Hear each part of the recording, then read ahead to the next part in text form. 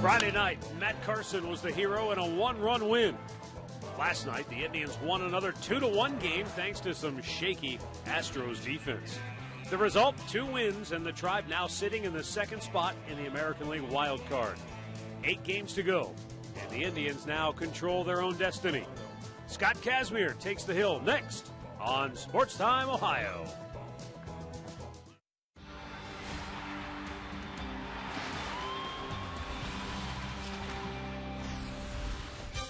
From Progressive Field in downtown Cleveland, Indians baseball continues tonight. Game 3 of a 4-game series between the Tribe and the Houston Astros. Hi again, everyone. Matt Underwood alongside Rick Manning. Mother Nature interrupted the Indians' 2-1 win over Houston last night, but they got just enough in to make it an official victory. And the Astros essentially beat themselves. Well, they threw the ball all over the ballpark last night with 3 errors. Here's a play where you think they have a chance to at least get 1, if not 2, and he throws it into left field. It doesn't end there. They're going to throw it in from left field. It'll kick over, and runners will move up again. They did score a run there. They end up taking the lead, winning 2-1. And when you look at this wild card race, with Tampa already winning today, that meant Baltimore lost. The New York Yankees won today. So Texas and Kansas City will play tonight. That's where we stand right now. They are in a wild card spot. Texas a half game behind them, and if the Indians can win tonight, they will just keep right on moving. It's a familiar refrain, but you'll hear us saying this all the way through the rest of the season. The Indians have to win, continue to win. They control their own destiny. They've got a Houston Astros team. They've beaten them twice already. Game 3 coming up here in just a moment. The Indians are going to try to stay red hot. They've won 7 of their last 9. Houston native Scott Casimir will try to beat the Astros. The play-by-play is next.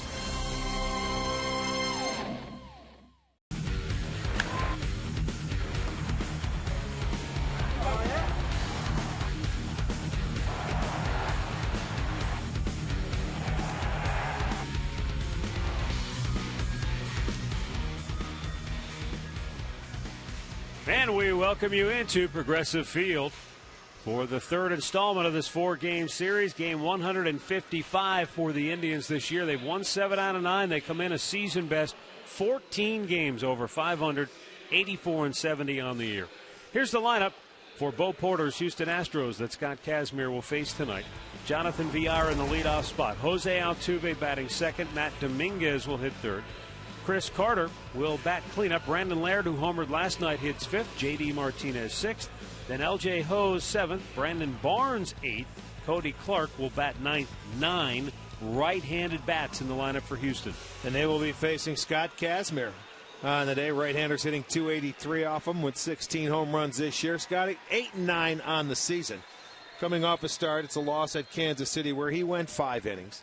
He has made 1 start, and that was earlier in the year. His first start of the year came against the Astros, where he only went 3 1/3 innings, gave up 8 hits and 6 runs in that ball game.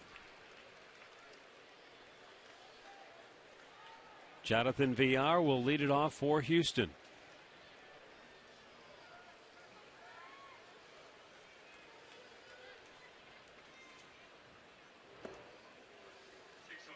Pitch inside, ball 1.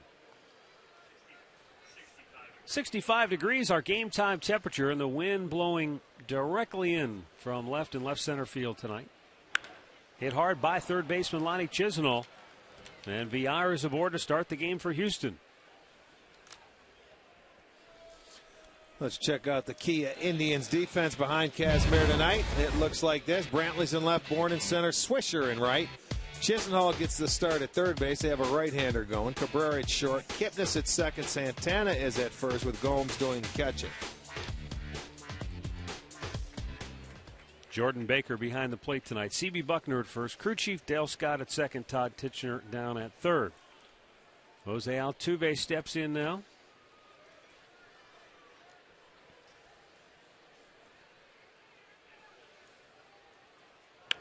Grounded to third. Chisenhall to second. There's one. Kipnis on to first, a double play. And Kipnis got taken out at second base. A little slow to get up, but he appears to be just fine. Villar went in there hard, and Kipnis hung in tough to turn 2. Well, you couldn't ask for a better ball. It's right there. Nice hop for Chisenhall. Gets it over to Kipnis in plenty of time. And get up and over in plenty of time to turn it on Altuve. 129th double play turned by the Indians.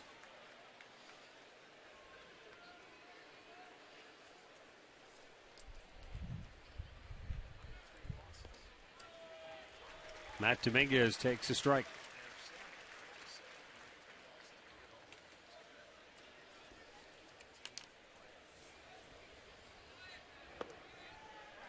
Two quick strikes.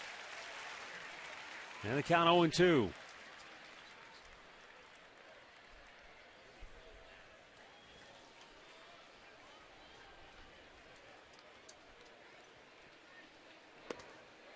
Ooh, just a bit outside with a fastball. Take a look at it on our Nissan pitch tracker. Away. Pretty good pitch. Swung on and missed. He strikes him out. Scott Kazmir takes care of Dominguez, and the inning is over. The Indians are coming to bat. First inning. Take a look at Terry Francona's starting lineup for the Tribe tonight, brought to you by Progressive, making it easy to bundle your home and car insurance. Michael Bourne will lead it off, then Nick Swisher, followed by Jason Kipnis. Carlos Santana cleanup, Michael Brantley fifth, as Dribble Cabrera bats sixth. Jason Giambi will start at DH and hit seventh, then Yan Gomes, and Lonnie Chisenhall bats ninth.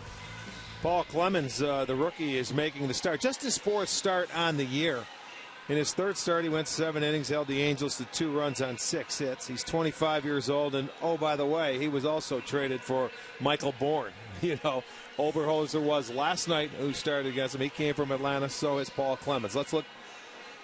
So we won't look at the defense. You think that's yet. ever happened before? You think a guy has ever led off back-to-back games against two guys that he was traded for? I know what. No, maybe not 2. You know what? In this game, probably it could have happened, but I don't know. Back-to-back games. That is pretty weird. Clemens delivers a first pitch strike.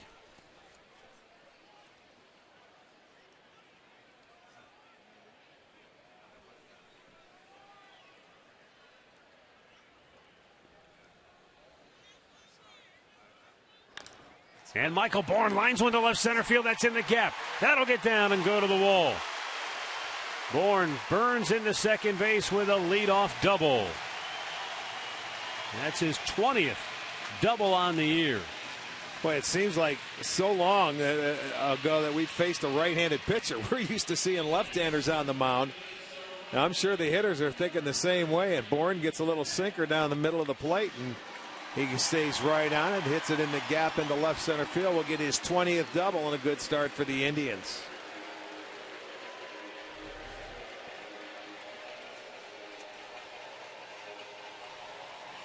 That's going to bring up Nick Swisher. A 4-for-4 night in the series opener.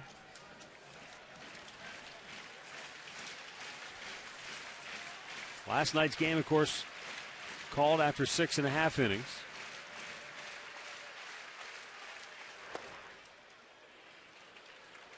Ball one, it's inside.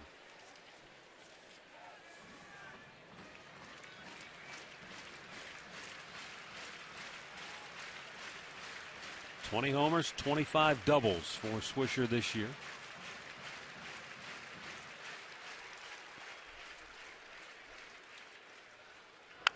And a line drive to right field, a base hit. Bourne coming around third will stop there as HOU's got to it quickly. And the Indians have runners at first and third and nobody out. Well, Nick Swisher supplying the fireworks after the game. He's trying to get it started at the first here off the end of the bat. But he bloops it in for a base hit, sends Bourne over to third base. So the Indians with first and third and nobody out. And I think Brad Mills just wanted to make sure with nobody out here that Bourne can score. So you've got Kipnis Santana coming up.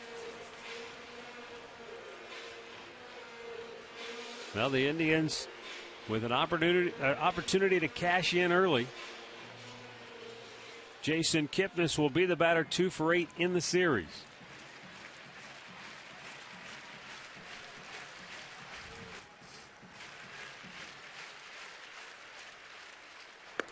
And it's up high, ball one. Clemens on the year, if you remember, he started in long relief, and he pitched in that game of the 19-6 game back on April 20th, where he went 3 1/3 innings, allowed only 1 hit in that game. And then has worked his way up to set up role, and now it's his 4th start in the rotation. 2-0 the count. As Kipnis looks to do some damage here in inning number 1.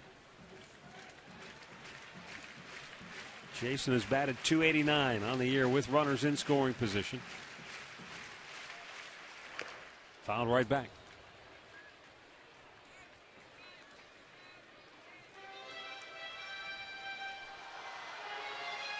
Clemens is, I guess if his dad were in the military, you'd call him a military brat, but his dad worked for the FBI. Still, he moved around the country, different spots. So you call him a Fed brat? I guess he's an FBI brat. Traveling around. Swung on and missed. 2-2 the count.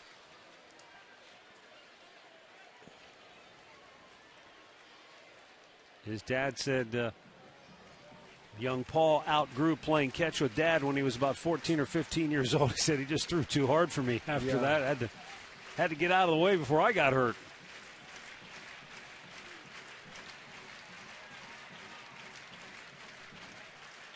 The 2-2 in the dirt. Good eye by Jason and a full count.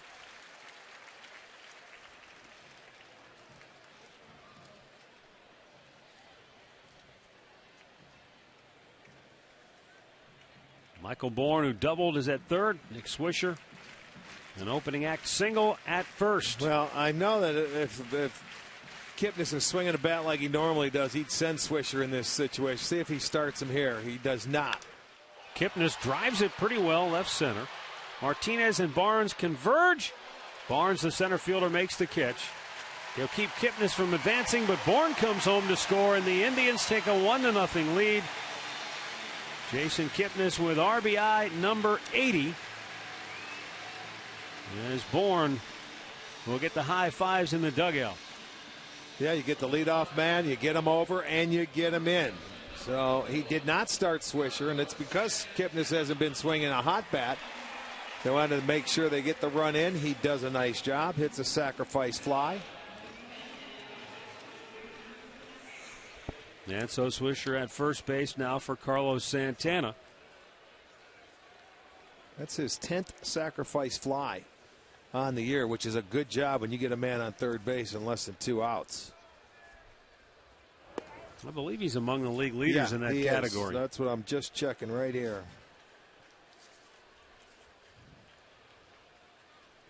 Yeah, he is second behind Matt Wieters. Wieters has 11. Kipnis now with 10.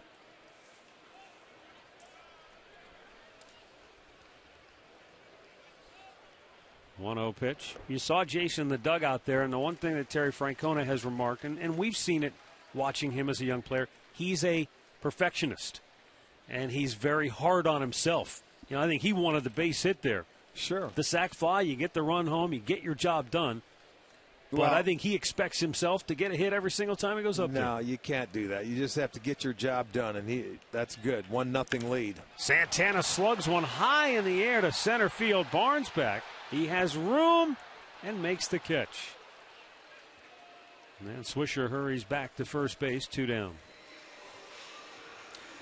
Let's check the Stros defense tonight. It's Martinez in left, Barnes is in center, Hose is in right.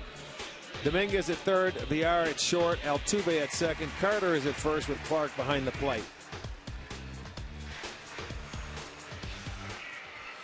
And now Michael Brantley will bat with Swisher at first and 2 down here in the inning.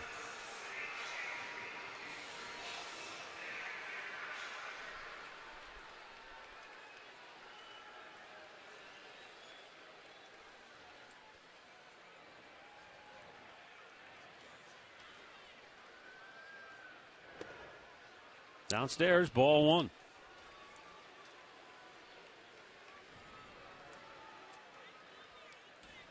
Michael is now hit in 5 straight games, going 7 for his last 18.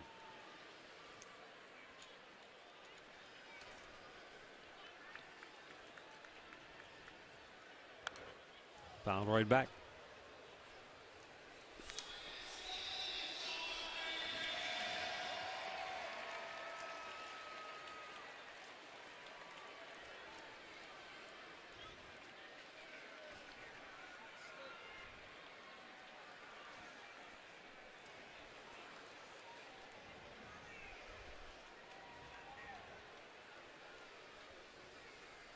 Paul Clemens, the 1-1, spins him out of the way.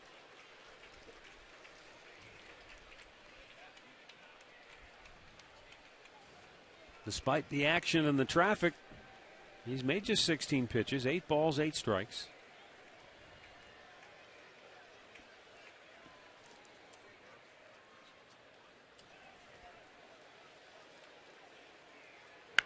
Brantley drives one to deep right field. HOU's back, looking up. It is gone to Souvenir City. Michael Brantley with a 2-out, 2-run home run, and the Indians lead it 3-0 here in the first. Home run number 9 on the season for Brantley. RBIs number 65 and 66. Well, it doesn't surprise you that Brantley gets a 2-out base hit, even though there's nobody in scoring position. He was in scoring position at first base, and Swisher's going to score on Brantley's home run. You know, he just fouled one straight back earlier in the at-bat, but he didn't miss this one. He poked it. That's into the wind, folks. That's blowing in from right field and still hit it a pretty good ways.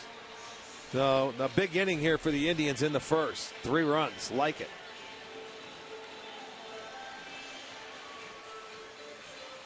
The Indians are off and running here tonight, and Asdrubal Cabrera comes to the plate now. Clemens delivers, and Cabrera bangs it through the hole on the right side. 4th hit in the opening frame for Cleveland, and the inning stays alive now for Jason Giambi.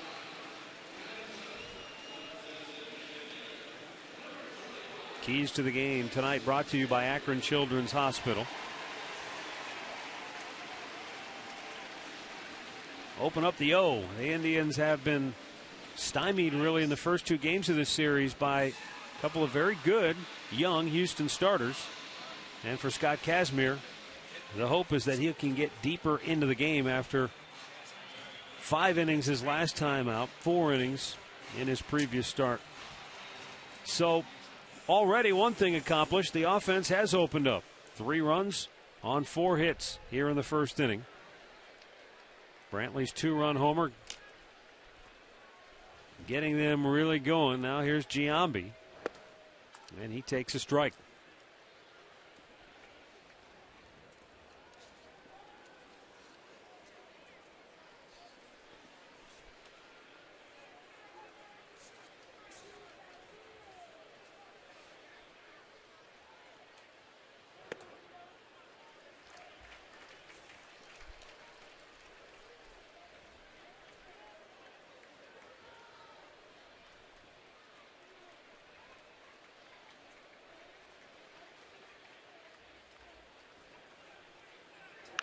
Ripped foul. Look out.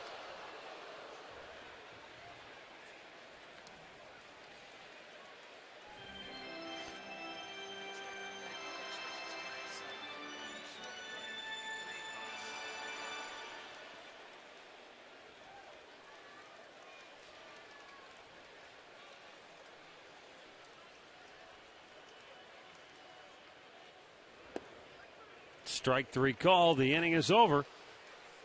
But the Indians strike big here in the first inning. Michael Brantley punctuates the 3-run first with the blast. You by McDonald's, now introducing 3 exciting new Quarter Pounders. And by Kia.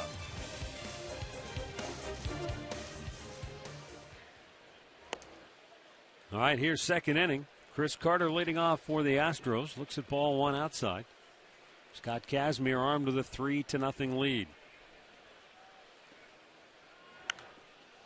Popped back out of play.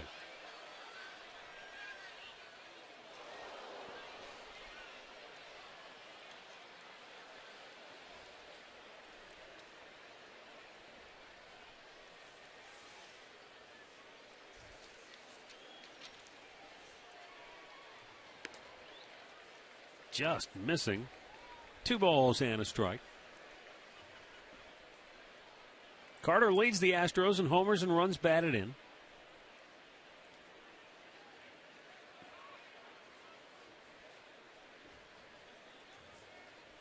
Yeah, 27 home runs. He has 17 of those home runs on the road this year.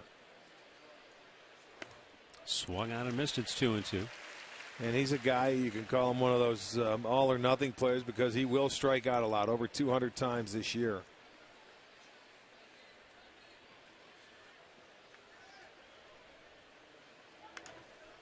Popped out of play to the right. It's been 5 years since an Astro player hit more home runs than Carter has hit this year. Back in 2008, both Lance Berkman and Carlos Lee eclipsed Carter's total when Berkman hit 29, Lee hit 28.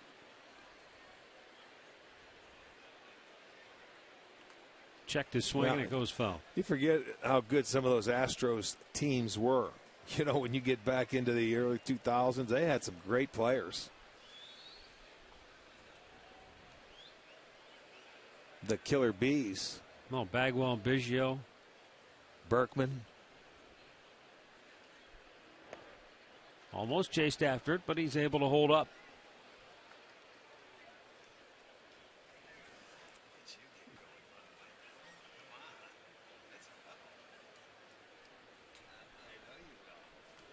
The payoff pitch popped him up. This is back and over the screen, out of play.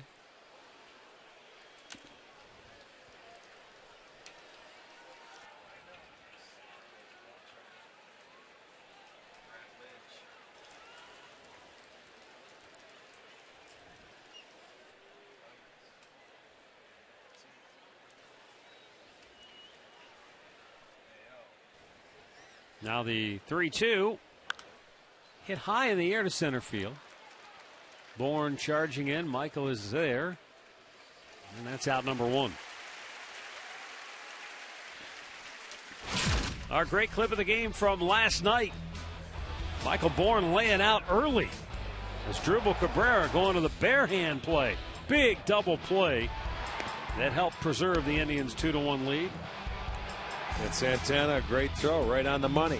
That's something that has to come out every day when you're playing, is that solid defense.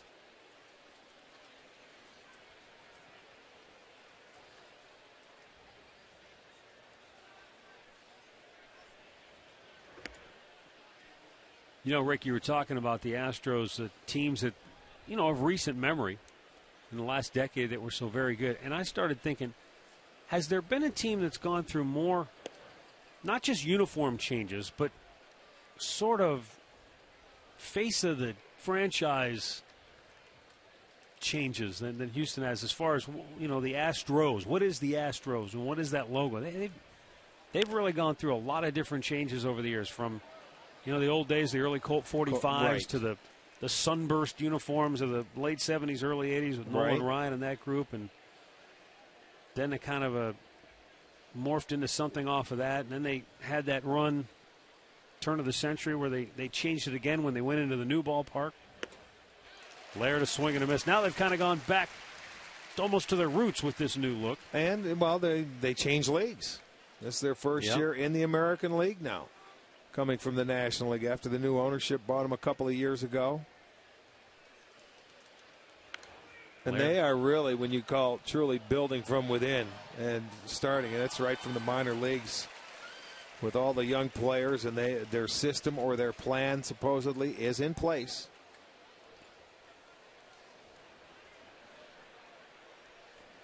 The 2-2. Swing and a miss. Kazmir. Good changeup. With his second strikeout, 2 down in the second inning. Well, with more on the Astros and the current woes, here's Katie Witham. Well, Matt, Brad Mills told me today you can't give any club in the majors extra outs. And you look at the Houston Astros this year, and that's what they've done a lot in terms of their numbers. You've got to be able to take advantage of it, Millsy said, especially this Indians team and the way this offense has been built. There aren't a bunch of guys who are going to hit home runs every night, so you have to go out, play fundamental baseball, and do the little things. 78 unearned runs they've allowed this year. 78. Well, if you just stop it right there, I mean that's a run a game. You know, or half of your games. That's a run, extra run that you're allowing in half your games. And watch it. Whoa, look out, there goes the bat into the dugout and rattling around. Hopefully there wasn't anybody sitting back there. Everybody usually stands up on the top rail. Well, that's sort of an embarrassing walk for Martinez, having to go over to the other dugout and get his bat. And I mean, it went in over the heads of the staff. And look at that, nobody. And I mean, nobody was sitting back there. Look at Sandy. Oh, is that Santos? He had to go He's south. still pretty limber for a big guy. Not bad for a big man. That away, Sandy. They heard the incoming, and he had to get down. All his scouting reports went flying. Coffee spilled.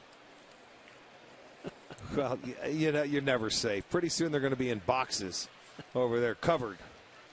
They have the netting up in front. They never used to have that. No. Up until a number of years ago. Before too long, they'll be covered too in their dugouts. I still think of that great video. The old This Week in Baseball was in Anaheim. The old Anaheim, I think it was Anaheim, where you had a left-handed hitter and everybody in the third base dugout. Oh, yes. They had gone all the way to the one end of the dugout, trying all huddled together. It was David Hulse. He kept following him into the dugout. Grounded to short.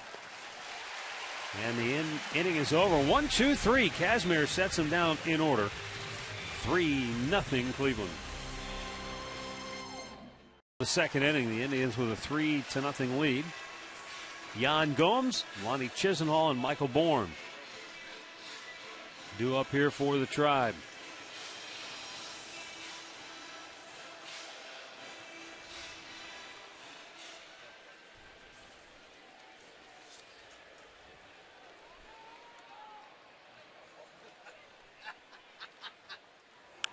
Slowly chopped towards third. Dominguez's throw is on the money. And Gomes, who made a big lunge at the end of his run towards first base, comes up a little shy, one down. Injury report brought to you by Elk & Elk, serious lawyers for serious injuries. Call 1-800-ELK-OHIO. Jared Weaver out with a right forearm injury, and Andre Rienzo, the Brazilian-born Chicago pitcher, day-to-day with a blister. Did he have something when we were in Chicago? Was that blister starting then? I'm trying to remember. I don't think so. It was somebody else that had something wrong with him in their hand, I think, in Chicago than him. I do remember there was a pitcher. I was thinking it was somebody with Minnesota, and they were checking. It was the fingernail they were looking at. That's right. I can't remember who it was, though. Lonnie Chisenhall. High fly ball, right field near the line. Long run over for Hose. But that ball hung in the air so long, he was able to just gallop over and make the grab. 2 down. Now, Justin Masterson worked in the bullpen.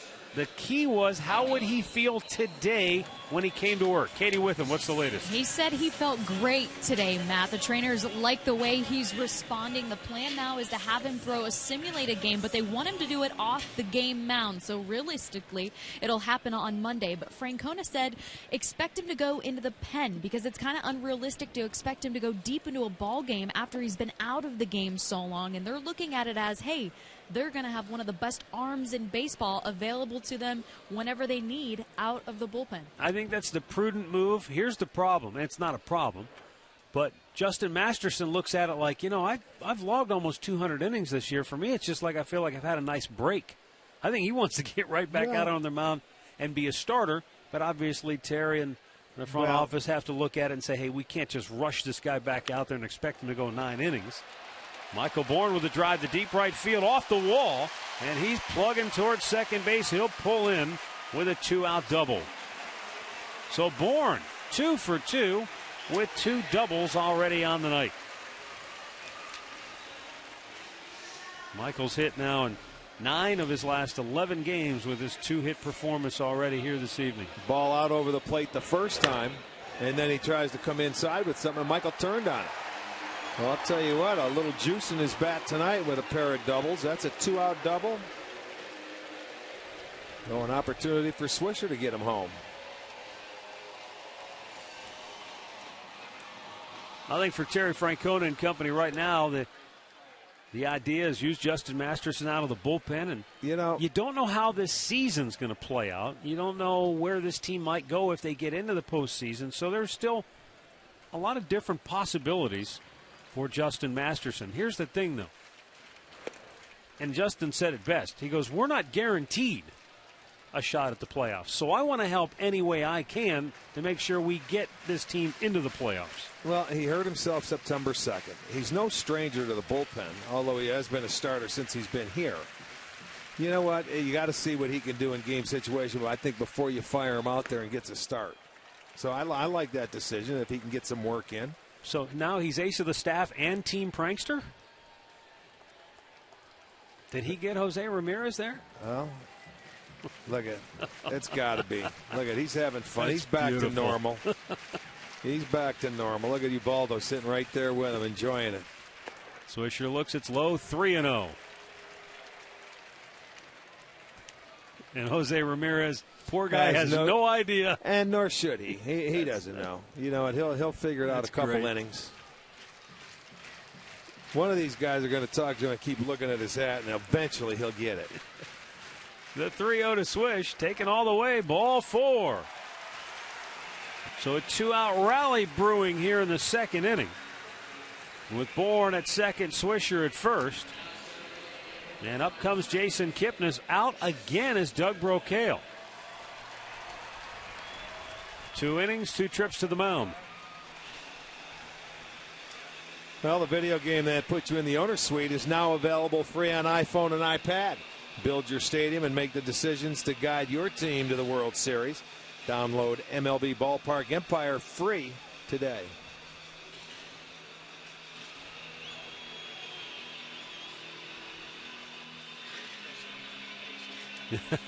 What's going on? He finally figured it out. Somebody tipped him off.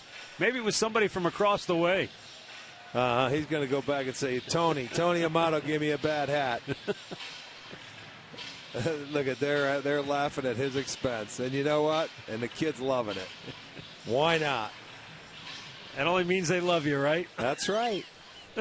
Watch out for your shoelaces. They may be on fire next. We'll call 911. 2 on, 2 out.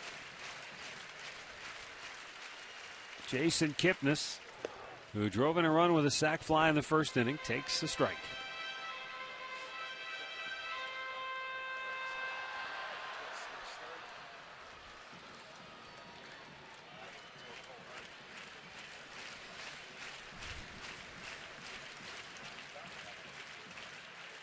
Up and away, 1 ball, 1 strike.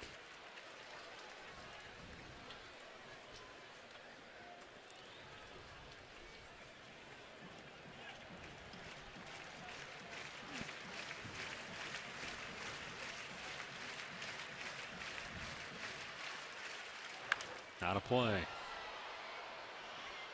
1-2, the count.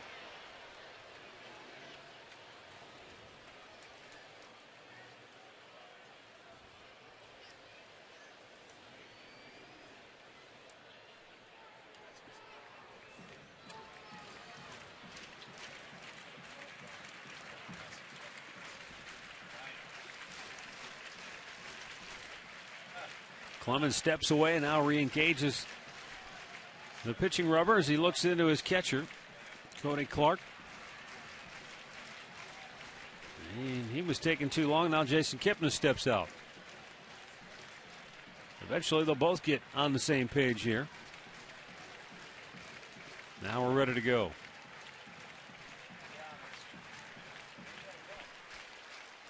Breaking ball, a little bit outside. Clemens might have thought he had strike 3. I don't know if he was just moving that way or if he was headed for the dugout. Well, it's going to be a breaking ball on the outside part of the plate. That's a pretty good pitch. As a pitcher, look at it. He thought he had a strike, no question. I think he did too. And Oberholzer thought he had one last night. If you remember, a couple of times they were walking off the mound, didn't get the call. That's outside, a full count.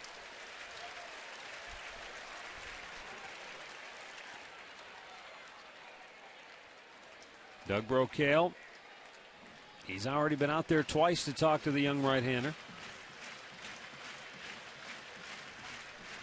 Indians trying to get on the board with 2 outs here in the inning. The runners go, and it's fouled right back. There were 2 down. Nobody on base after Gomes grounded out, Chisnall flied out. Michael Bourne doubled off the fence and right. Nick Swisher drew a walk. And now Jason Kipnis with a 3-2 count. And if he gets aboard, Carlos Santana would be next.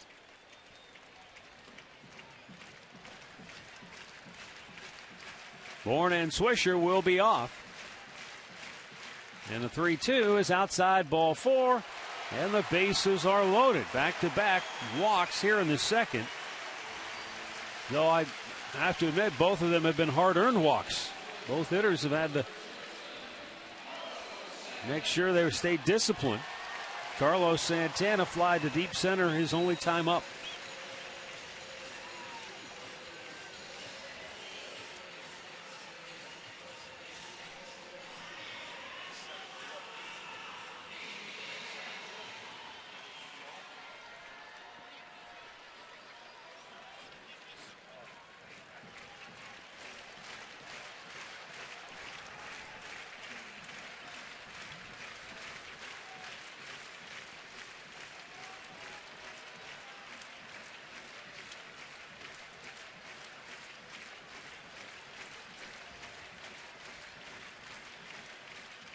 Upstairs, ball 1. This crowd is waiting for some runs. They're anticipating. Well, they got a pretty good guy at the plate. Santana this year 5 for 8 with the bases loaded, with a couple of doubles.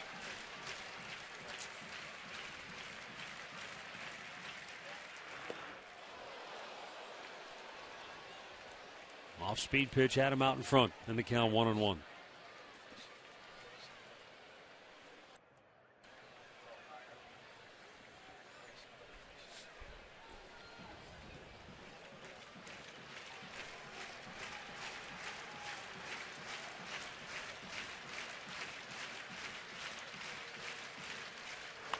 Hit the first, but foul. And so now Santana finds himself down on the count, of ball and 2 strikes.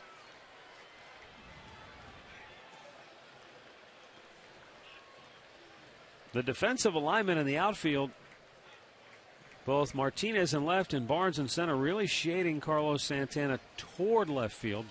The left fielder Martinez over more toward the line, and Barnes over in the left center. If I'm a center fielder, I wouldn't be playing Carlos over in left center field. He tries to hook everything into right center field. There's a lot of room out there. Slices this one foul over the head of the third base runner, Michael Bourne.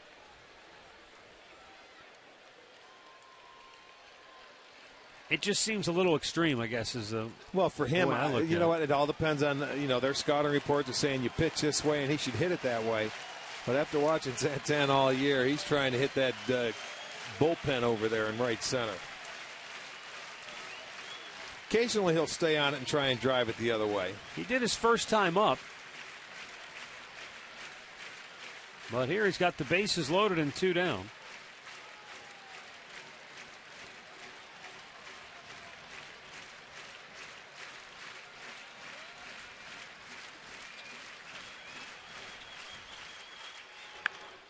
Breaking ball, hit the first, and Carter takes it himself. Indians leave him loaded, but they lead it 3-0 after 2. Progressive Field, the Indians lead the Houston Astros by a score of 3-0. Matt Underwood, Rick Manning with you, joined now by former Indians pitcher Dave Burba. In here as part of the Indians Alumni Ambassador Program. How are you? I'm doing well, thank you. How are you doing? It's great to have you again. You just finished up another season coaching baseball in the Colorado Rockies organization. Yep. How's that going? It's going well. We had a great year. A little rough in the first half, but played well in the second half, won the second half, and made it to the playoffs and took 2 on the chin and went home. Is that right? Well, we were talking to Corey Snyder, who's in Double-A with the Seattle, and you're in A-ball now, right down in Modesto. That's the California League. Yeah. And You know, it's tough when you have kids coming up because do they stay with you throughout the whole year? Or do some kids move, or what happens? Well, the first year I was in rookie ball, and that was the class that I got, or the draft. And the next year I went back to the same location, which was Tri-Cities, and, you know, a new crop came in. And, of course, the guys that I had moved on to low A ball, and then this year I got them back in high A ball. So it was good to have back the guys I was familiar with, and you had a little reputation with, and you worked with them, and they got to know them. They knew what to expect from me, and of course I knew a lot about them because I had worked with them, and we had a good relationship, and they did I don't know if I should say it on the air, but they did a heck of a job. How's that? That's really good. That's a way to clean it up. Dave, what are some things that maybe you were grateful for in a pitching coach that you've tried to incorporate into your style as a coach now?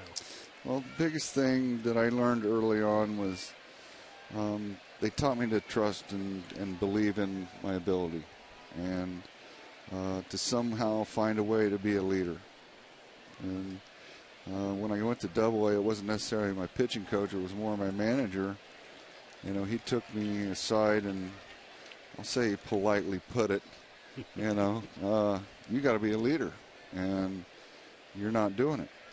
And, you know, I thought I was kind of green coming out of college and didn't know what to expect, but this was probably my third year in professional baseball. But he pretty much laid it on me, step up and be a man and take leadership and show these guys how to do it. Yeah, big time. We all need that at some point. Yeah. Well, and when you say trust your ability, is that like a pitching coach, or like you would tell your players, trust your stuff? Yes. Go out there and believe what you have. I mean, don't be afraid. Don't shy away. Don't walk people. You get aggressive and let's see what you're made of. Don't be a Dave Burba and try to make perfect pitches all the time. Yeah, but everyone does it. I mean, pitchers give hitters too much credit, correct? Yeah. And hitters will give pitchers too much credit. You know, be patient. Get up there. If you see something you like, get after it and swing. That's the way I look at it as a hitter.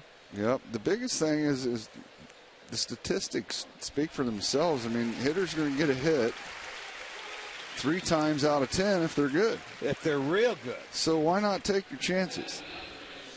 Yeah, you got a pretty good opportunity, 7 out of 10 of winning. Yes. That's on the good side. That's on the good side. Yeah. 7.5 is usually what you're going to get. But still, you have to go out there between the lines and mentally believe that. And if you're fortunate enough to be a starter, which I consider probably the best job in the world, if you're a successful starter, you get into your routine and nobody can mess with you. And you pitch a good game, and it's great.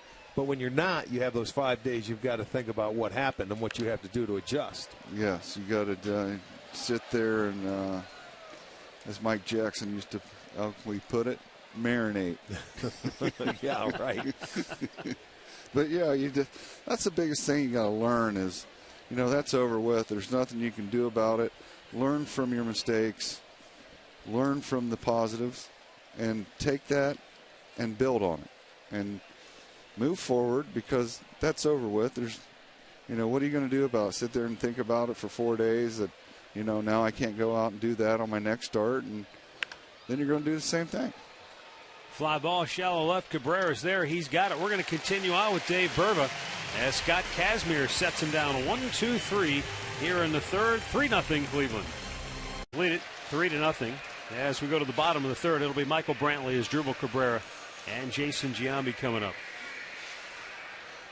We're visiting with Dave Burba, former Indians pitcher, now pitching coach in the Colorado Rockies organization. Dave, for a CC Sabathia, using him as an example, a guy like that comes along, he's a top draft pick. The organization has a lot of eyes on him, a lot invested. They're going to do everything they can to make sure that guy can succeed and get through the system. There's a lot of other pitchers out there who aren't highly touted, aren't high draft picks. Do they need a coach in the minor leagues? Do they need guys behind them to tell the front office, to tell the the executives, hey, this guy might not be a top, he might not be on the radar screen, but this guy knows how to pitch. He gets it. Do those kind of players need help from their coaches to get them promoted? Yeah, it helps, definitely. There's a couple kids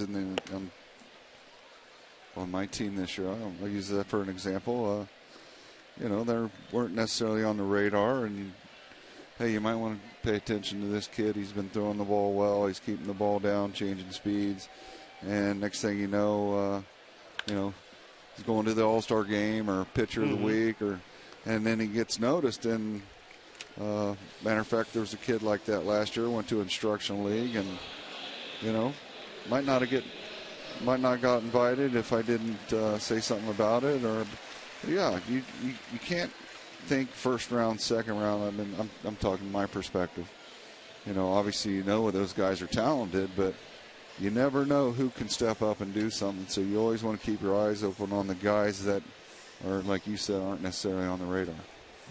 Are you there guys, for a reason. Are you guys like a scout? Do you have to write reports on everybody that you've had throughout the course of the year and rank them? Or is it just a sit down and talk? I think every organization does it a little different. This year I took something, did it, on my own, just wrote notes every month. I wrote a note, or not a note, but a paragraph on how the kids have improved, if they've made adjustments, where they're moving forward, what they need to work on, and submitted that into the front office and let them see, how each kid is progressing each month. That's good. So, and we, obviously they have the pitching coordinator who comes in. We sit down and talk about it, and hey, what do you think of this kid? Where's he going? Right. Is he ready for Double-A? Can we move him up? What's your thoughts on that? And so there's a lot of talks about it, but I thought it'd be interesting to let them see like a monthly progression. Document it. Yeah. Where in your own mind and what you see throughout the course of the month, which is very good. Because you can't tell what's inside of a player until you see him play and go between that line. It's like a scout. They may have talent, may have a great arm, but, when the game starts, it's a little different for people. Yeah. It's some guys, like they say, 5 o'clock BP. Yeah, they can hit a ball a mile, and then they don't make adjustments when the game starts. It all depends, man. You get some hyper guys that can't relax, and the game speeds up on them. Other guys that they have a big heart and they know how to play the game, and they survive, and they don't have the talent. Yeah. Well, it's funny because we talked to Steve Carsey about that. And you played with Steve. Yeah. And Cars was the most hyper guy there was in that bullpen, trying to keep Louis Isaac got his hands full, just trying to keep him calm down before he went into a game. Now he's a pitching coach. Yeah. That's scary. That's scary. Carson's a good man. I'm sure he does a good job at it. He was here at in Eastlake this year with the Indians. Oh, that's cool. I did a fantasy camp there one year. Yeah. It was fun. A little different than were you with Barker or those guys? Yeah. Okay. Still enjoy the one in Arizona. It's fun. That's always fun. Week long. We'll be there again in January. Yeah. I think Jason will be there too. Maybe you can give him his voice back then. Maybe by that time. Well, my man Hess is typical Dave Burba fashion. You guys down there. 6 up, 6 down when you come into the booth. Great scene as always. Sorry about that. Good to see you guys. Dave Burba with us. Indians rolling 3-0.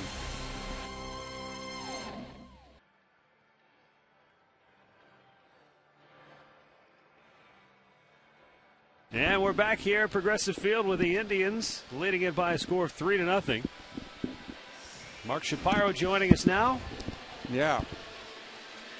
Less facial hair than Dave Burba. Just a little. Hey, he's got that little, Yeah. That's that wouldn't be a good look for me, I don't think. It's not very presidential.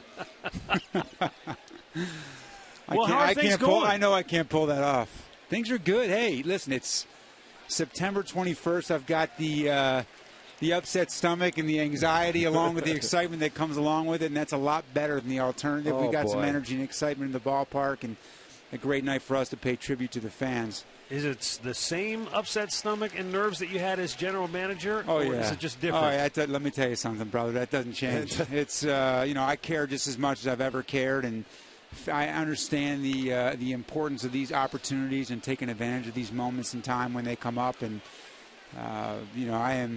I am watching every game, living and dying every pitch. And I've got an 11-year-old son now who it's been 5 years, and he barely remembers us knocking the Yankees out of the playoffs and going to the LCS. So he is, he is on top of me every single pitch as well. So it's that part's fun for me to see the game through his eyes and understand that excitement.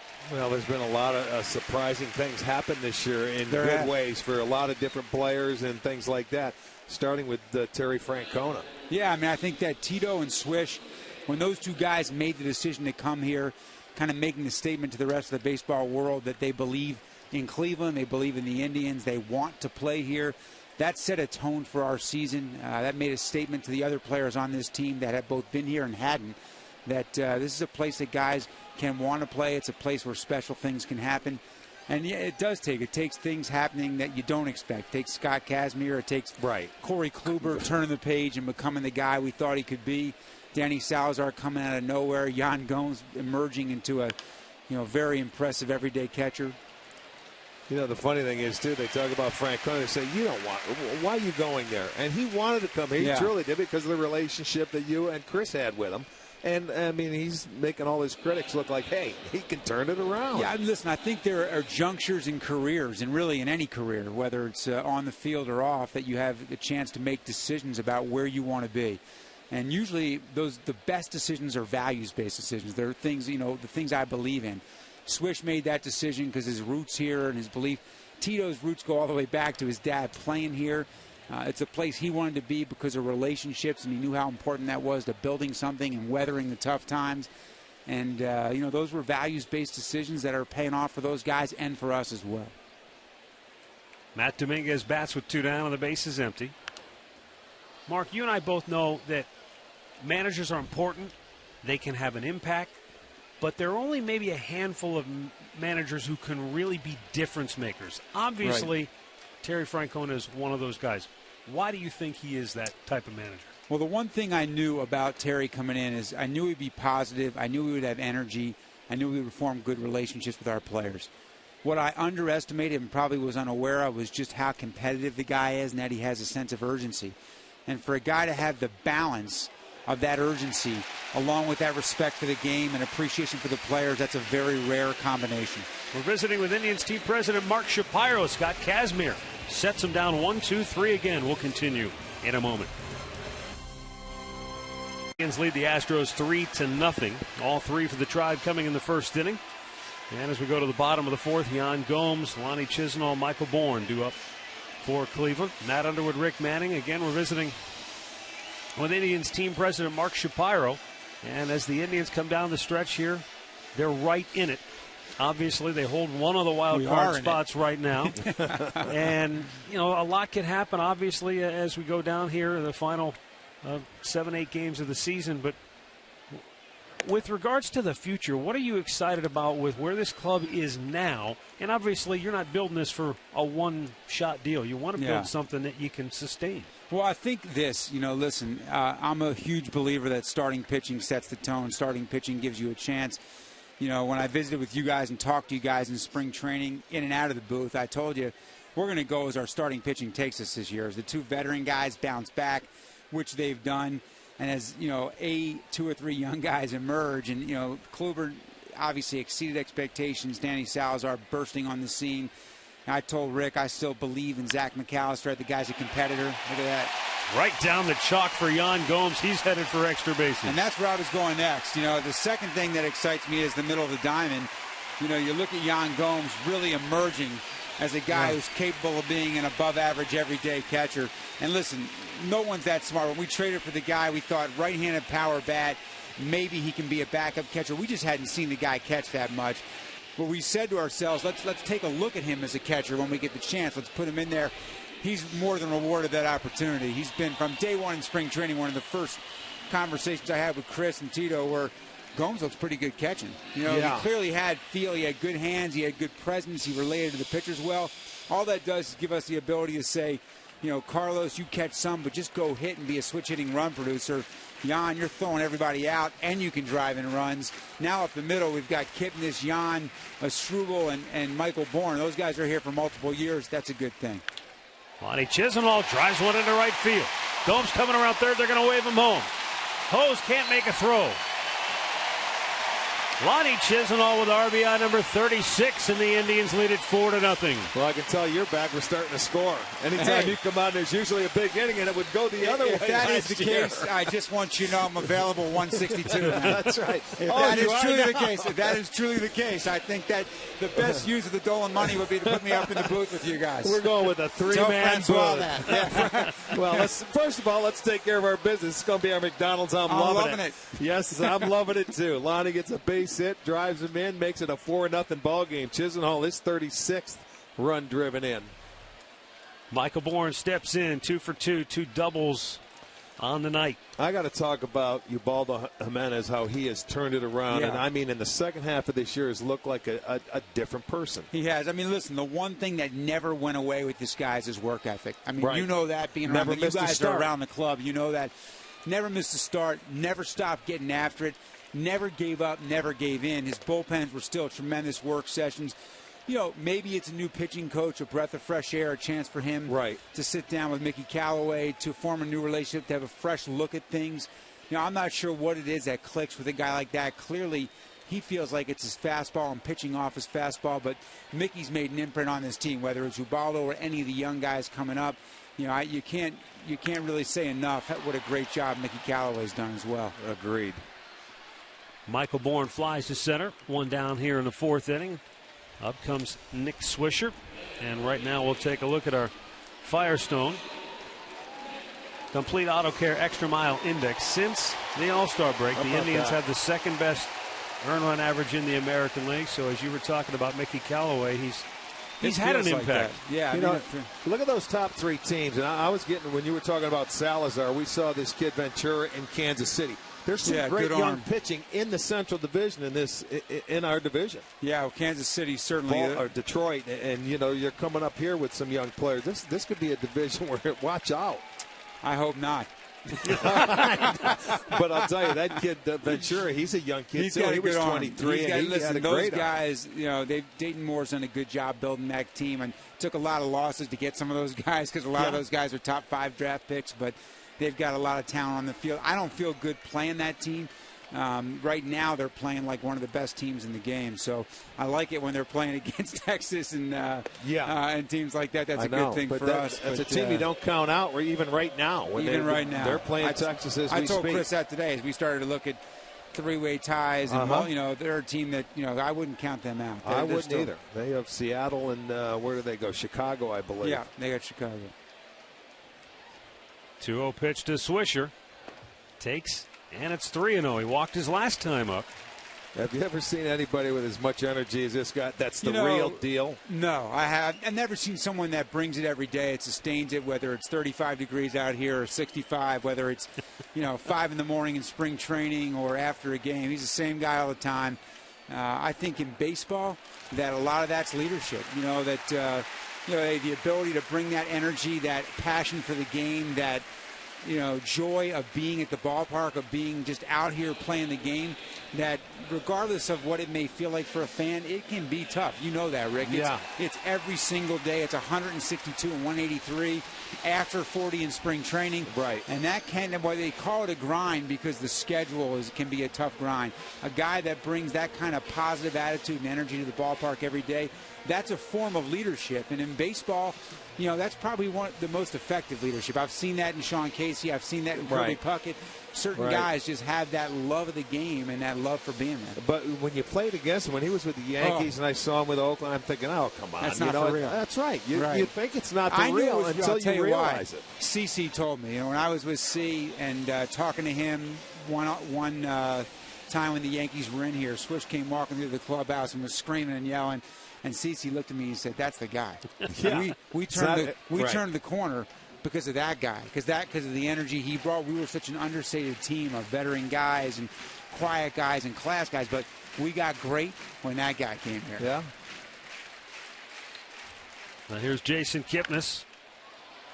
Lifts one foul and out of play. Mark, the attendance issue here at Progressive Field has gotten a lot of attention here lately. A number of stories have been written. I know the issue is multifaceted, and you can't sum it up in a 30-second soundbite. But I'm just impressed you said multifaceted now.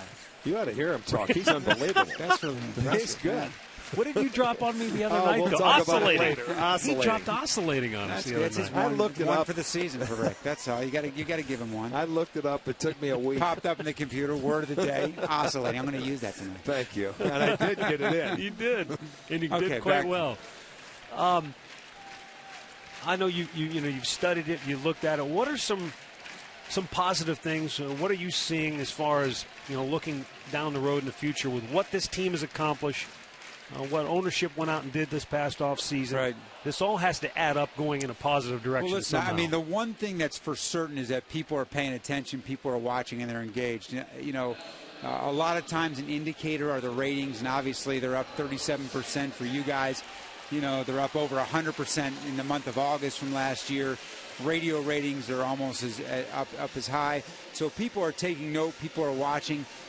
It's an interesting market dynamic, but really the issues here are very similar throughout the game, just on different scales. So baseball and all sports have issues we have to address. The quality of watching it at home.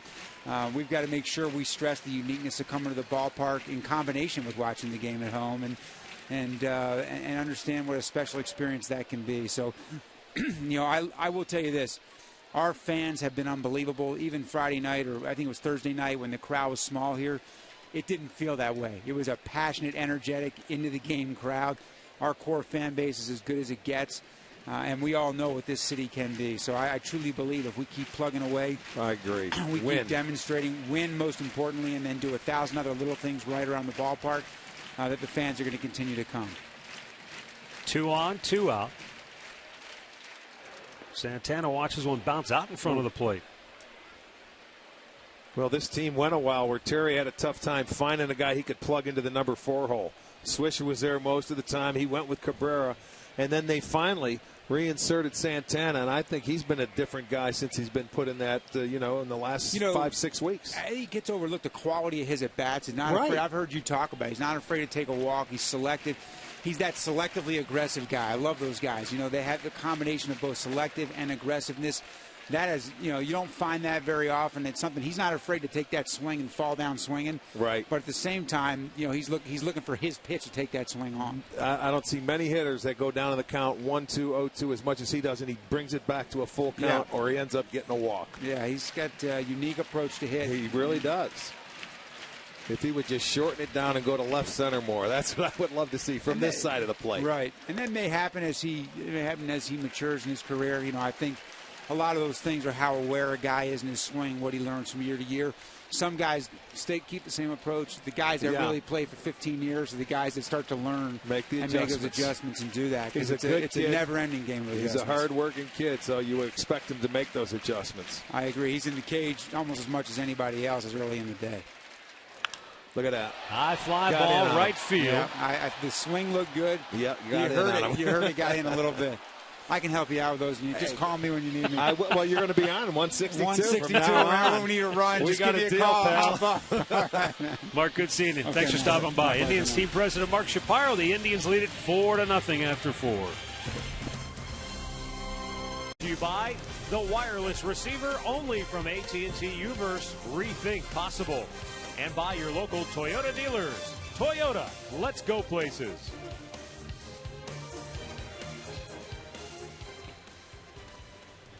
All right, we roll out of the 5th inning. The Indians with a 3-0 lead. Chris Carter will lead it off.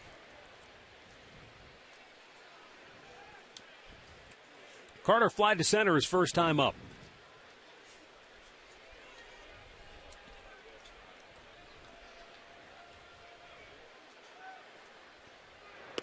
Scott Kazmir gave up a leadoff single to Jonathan Villar to start the game and has retired every batter since. And a little flare, broken bat, dumps it into right field. And Carter is aboard to start the 5th inning. That snaps a string of 11 in a row set down by Kazmir. Well, they wanted away, but you see that ball comes a little bit back on top of the plate. Even though it got over there, you see the swing. He goes the other way. It cracked his bat. Goes as a base hit. Only the second hit for the Astros tonight. Brandon Laird struck out his first time up. Now back in the first inning when VR singled, the next man up, Altuve, banged into a double play. Yeah, on the very next pitch.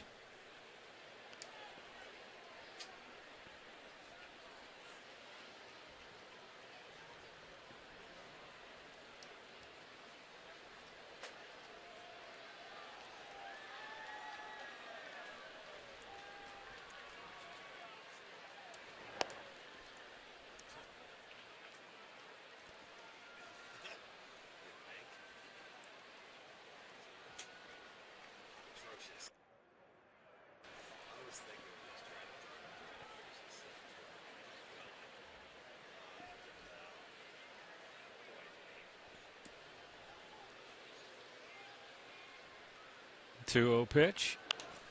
Popped out of play to the right. Well, if you missed it earlier, Tampa Bay beat Baltimore. How about the road that those guys had last night? 18 innings. 18 innings, just under 7 hours of baseball, finishing around 2 in the morning. And then they had to come back and play at 1 o'clock today. And Tampa won both of them. Laird way out in front, 2-2.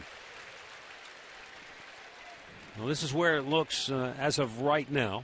Indians with a half-game lead over Texas. Texas leads Kansas City early in their game 1-0. That was a good ball game in Kansas City last night. It was 2-1 game. Wow, close pitch. He thought he had one. Count. Get a look at it. Nissan pitch tracker just in off the plate. Those are pitches as pitchers. I think they're wincing a little more because they think the guy's going to swing at it. And if they don't swing at it, then you're going, oh, man, that was too close to take. 3-2 is popped up. Right field, Nick Swisher is in. He's under it. And that's out number 1. Time now for our AT&T U-verse rewind. And as I mentioned, Scott Kazmir got that double play ball off the bat of Jose Altuve after Jonathan VR singled to start the game. And then he just started mowing them down one after another. Yeah, good changeup. And that's when he was locked in. He has the good changeup to go with that slider down in. And he always has a pretty good fastball that he can throw by you. J.D. Martinez a swing and a miss. That's the changeup. You get it about 80, 81 miles per hour, and he can throw that fastball at 94. And it seems like he's won 1 game in his last 7 starts. It's if you get him, you better get him in the first 3 innings because he settles in, and that's what has happened. They've been able to score on him earlier.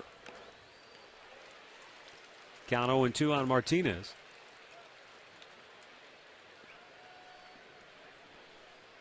.43 out of the 60 pitches for Kazmir so far tonight have been strikes.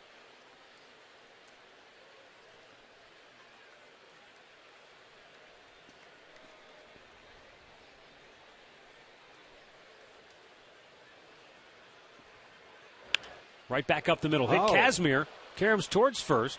And Santana beats him to the bag. 2 down.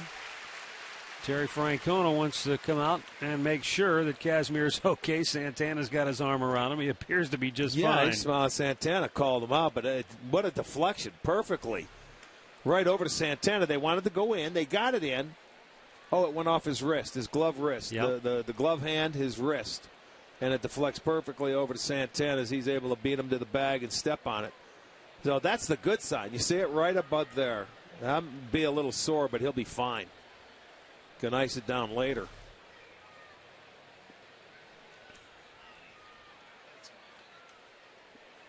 Yeah, he's telling him, I'm fine, it's good. Yeah, anything else, make it the glove hand. He's only given up 2 hits. I don't know how many times Lonnie's been out there to see, if you remember Kazmir, they used to come out every start. There would be something wrong, his back or something. He's fine.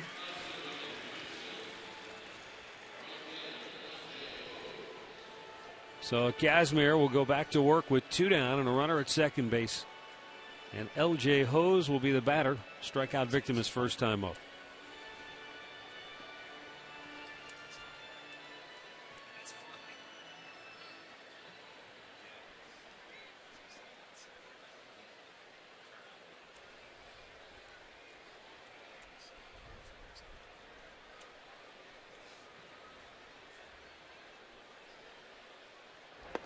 Downstairs.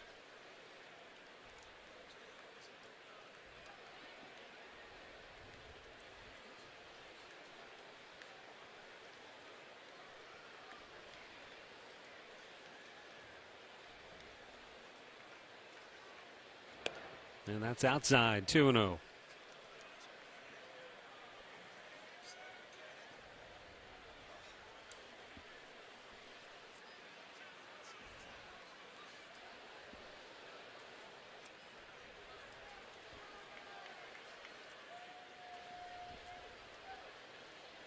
Swung on and missed.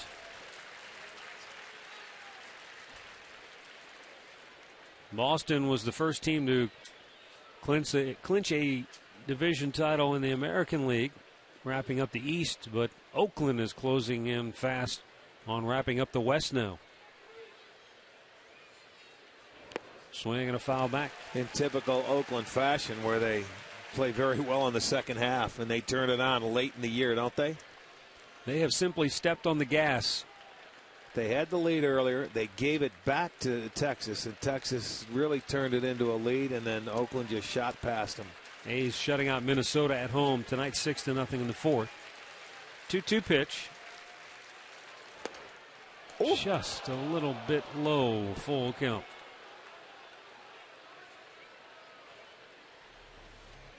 Well, get a look at it. Just a little bit low.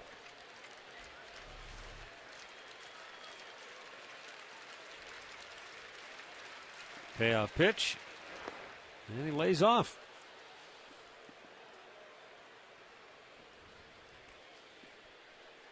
Two on, 2 out. Brandon Barnes coming up. With regards to the Red Sox clinching Katie Witham, interesting that John Farrell, Terry Francona's old pitching coach, now at the helm there in Boston. Well, and not just his pitching coach. Terry Francona said today that John Farrell's one of his closest friends, not just in baseball, but in life. And last night, he definitely reached out to him to congratulate him. He said he's still very fond of a lot of those guys like David Ortiz and Pedroia over there. And he said that he knew immediately when they hired him that they would be where they are. Well, it's definitely been a good move for Boston, albeit it was a rather strange scenario the way it all played out. Yeah, well, they had to trade for him. Yeah, to technically, get him. They made a trade to get him, yeah. They sure did. And, and I think Tito's just saying, knowing John the way he knows him, he'll fit into that clubhouse with those players very well, and he is absolutely right. John Farrell has done no wrong. And if you ask me, it's going to be between John Farrell and Tito for Manager of the Year when you look at it. I'm right with you. I mean, it's got to be between one of those two guys, I would think. The guy out in Oakland's done a nice job, too. But we'll see. We don't vote for that, but no. They got to be two of the favorites. I would think so. The 0-2 pitch. Squibb towards first. Santana will take it himself, and the inning is over. Kazmir scoreless through 5, and the Indians lead it 4-0. If you enjoyed Cold One, to stay tuned later in the game for Miller Time, brought to you by Miller Lite. We go now to the bottom half of the 5th inning. The Indians lead it 4-0. They scored 3 in the first, highlighted by a 2-run home run from Michael Brantley. They added a run on the 4th on an RBI single by Lonnie Chisenhall, scoring Yan Gomes, who had double. Here's Brantley to lead off the bottom of the 5th. And Paul Clemens delivers a strike over the outside corner. He has settled in. He's pitched his way around, a couple of walks in the second inning after he gave up 3 runs on 4 hits in the first inning. Settled in the second, and now the last couple innings he's been able to weave his way through it. Well, when he loaded the bases in the second inning, you kind of had the feeling he might not be long for this game, but he was able to get out of it. Just over 75 pitches on the night. This is only his 4th major league start.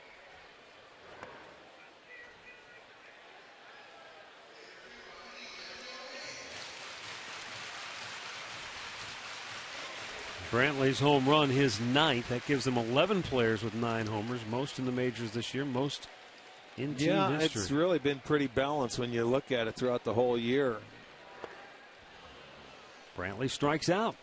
3rd strikeout for Clemens, 1 down here in the 5th. Our in-game recap brought to you by your local Toyota dealers. Jason Kipnis with a sacrifice fly got the Indians on the board first in the 1st. Brantley then with a 2-out 2-run homer made it 3-0. Then after Jan Gomes doubled in the 4th, Lonnie Chisenhall brought him home to make it 4-0, and that is where we stand now in the bottom of the 5th.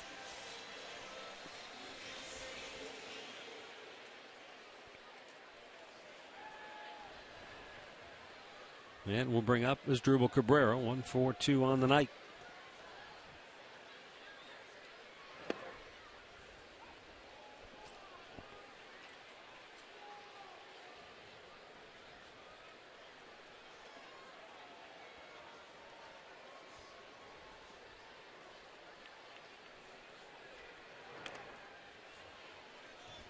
Clemens was originally a 7th-round pick of the Braves back in 08. And as Rick mentioned right at the outset, he was part of that trade when Houston traded Michael Bourne to Atlanta. It was Clemens and Brett Oberholzer, last night's starting pitcher, that were the key guys in that deal.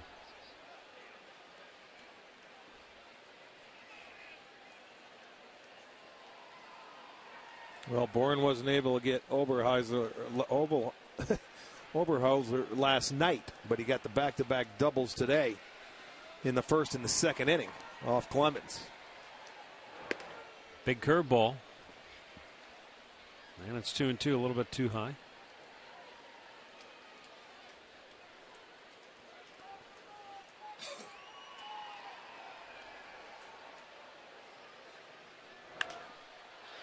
It's hit pretty well to deep left field. Martinez back looking up. It is off the wall. And into second base, sliding in with a 1-out double. Asdrubal Cabrera, his 33rd double on the year. Starting to see Cabrera go more the opposite way. More and more. And I'll tell you what, this ball was hit with authority. Look at that pitch. That's down and away. You see where the catcher's glove was? He was looking to go way down there and almost short hop it, and he takes that ball off the wall. That's a pretty good job of hitting right there by Asdrubal, his 33rd double.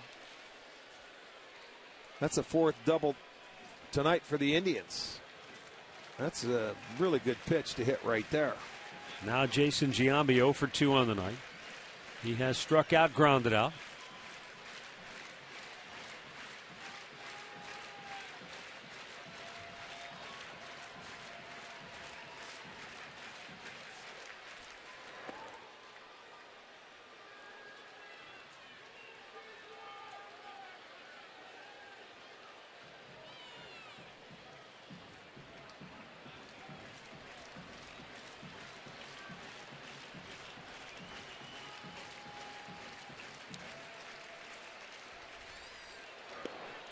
Tell you what, Cabrera just took off for third base and nobody saw him.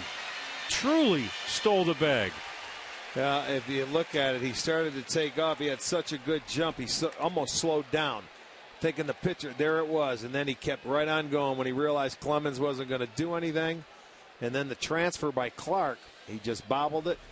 And a stolen base now with 1 out. They have to bring 3 guys on that right side in. And a chance for the Indians to add on, make it a 5-0 ball game. Giambi takes it upstairs, 2-1. And the good thing that Cabrera did there, Matt, is that he stole the base early in the at-bat where it gives the hitter a chance to concentrate on doing it, not when he's got 2 strikes and where he didn't really bounce back and forth and disrupt him as a hitter.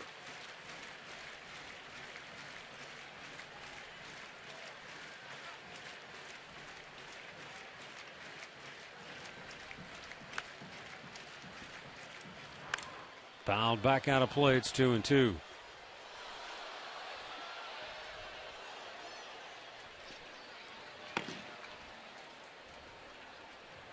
Lucas Harrell up again in the Astros bullpen. He will have pitched a complete game by the time he's done with his warm-up tosses. Former Indians pitcher Dennis Martinez, the Astros bullpen coach, there at his side. Saw Martinez on the field before the game, and it was fun reminiscing. He and Carlos Baerga and Omar Vizquel, all three, talking about the good old days. Now the 2-2 pitch. Swung on and missed, and Giambi strikes out, 2 down.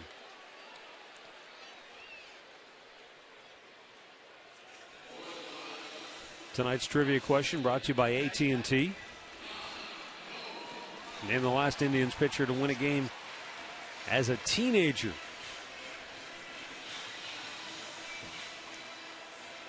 We'll have the answer coming up later in the game.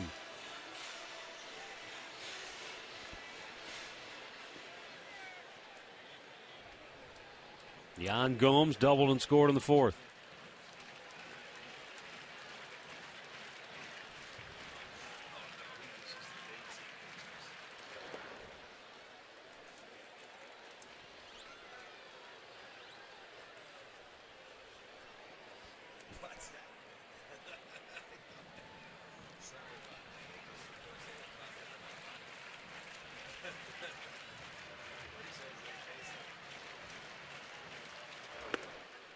Yeah, and a fastball in there. There might have been an off-speed pitch. Looked like a slider, 1-1.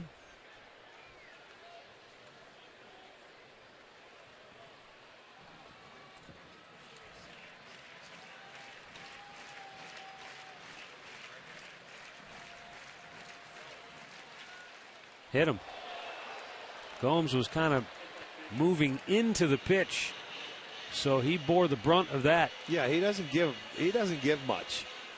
He stays right there, and with that ball running in, that's the second time that I remember him getting hit on that back arm. Now the problem is that's his throwing elbow, and you wonder, did it get him on the inside? That can be very painful. He may start wearing some padding there. He doesn't give an inch when he's on the plate, and you watch him strike.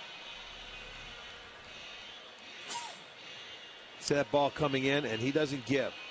And he was just going to lift the arms up, but it caught him by the time he could get it out of the way. Yeah, right on the elbow. That hurts. No meat there to protect. All bone. Well, that's going to be it. Bo Porter, Houston manager, going to go to the bullpen for the first time tonight. The Indians have runners at first and third and 2 down. And the Tribe leads it 4-0. Paul Clemens' night comes to an end. Today's Cleveland Clinic call to the bullpen, Lucas Harrell, coming on when we come back. Tickets will go on sale to the public Monday, and you don't want to be left out of postseason action here at Progressive Field. So you log on to Indians.com/postseason, and you can get more information. So playoff tickets on sale to the public Monday. Oh, look, you can already see the bruise forming on Yan Gomes. Looks like just below the forearm. You see that tape, that black tape he's got on? There'll be a strip of that over there to keep that pressure pack down on before it swells up on him.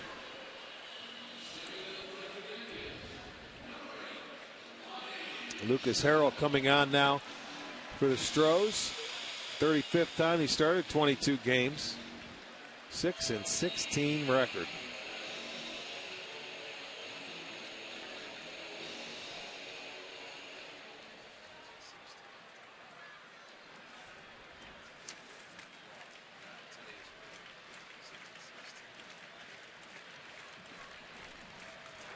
Pitch down low, ball 1 to Lonnie Chisenhall.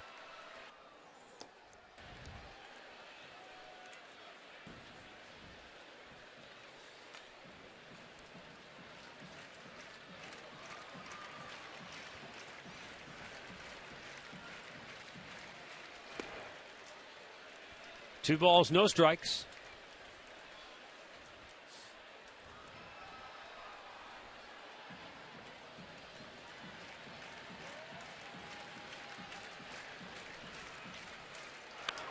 Chisenhall lines one to left. Martinez will make the grab. The inning is over. Tribe strands a pair here in the 5th through 5. They lead it 4-0. Right now on FoxSportsOhio.com, Kenny Guyton does it again in OSU's rout today of Florida A&M. Check out the latest on Tribe prospect Carlos Moncrief and get up-to-the-minute wild card developments. Complete coverage of all today's action involving Ohio sports on FoxSportsOhio.com. Well, while Kelly Shopik takes the warm-up throws, pitcher Scott Kazmir, Jan Gomes is getting worked on by the training staff in between innings. You know, he got drilled on that right elbow. That's his throwing elbow. There's his padding that he's going to have on there. Wrap it up and keep a pressure pack on there so it doesn't swell up on him until he can get some ice on it after the ball game. Put a sleeve on it. You know, all sorts of tricks up their sleeve, don't they? Gomes back out there.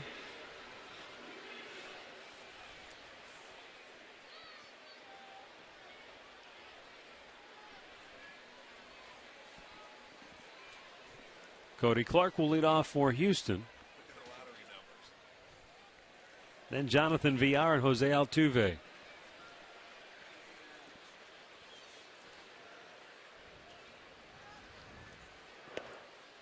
70 pitches for the first 5 innings for Scott Kazmir. 21 last inning, but he was able to get through it.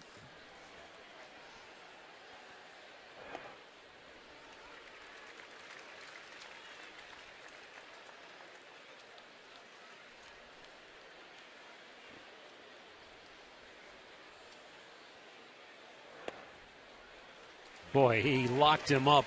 Perfect pitch, inside corner. Just had to wait and make sure that Jordan Baker was going to call it a strike, and that's a half dozen Ks now. Our stat of the game brought to you by your Northern Ohio Buick dealers. Jan Gomes has thrown out just over 38% of the would-be base stealers this year, and among the American League receivers, that's numero uno. Well, he has been fun to watch. Do it. If you give him an opportunity as a pitcher, I would think you're in pretty good shape. Not too often have we seen him rush to make throws. Gets rid of it quickly. Well, and eventually you get to the point where the scouting reports get around and teams just will put the red light on, unless you're one of the elite base stealers. Ivan Rodriguez used to do. I mean, he was around 50%. And he would just, they wouldn't run. They would quit running on him. 1 ball, 2 strikes. Giving up a lot of outs on the bases, and you certainly don't want to do that if you don't have a team that has a big offense.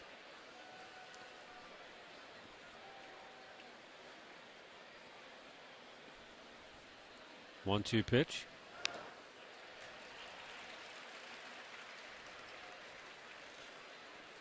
Villar here looks like he swings a bat much better from the right side of the plate than left-handed. He's a 300 hitter from the right side.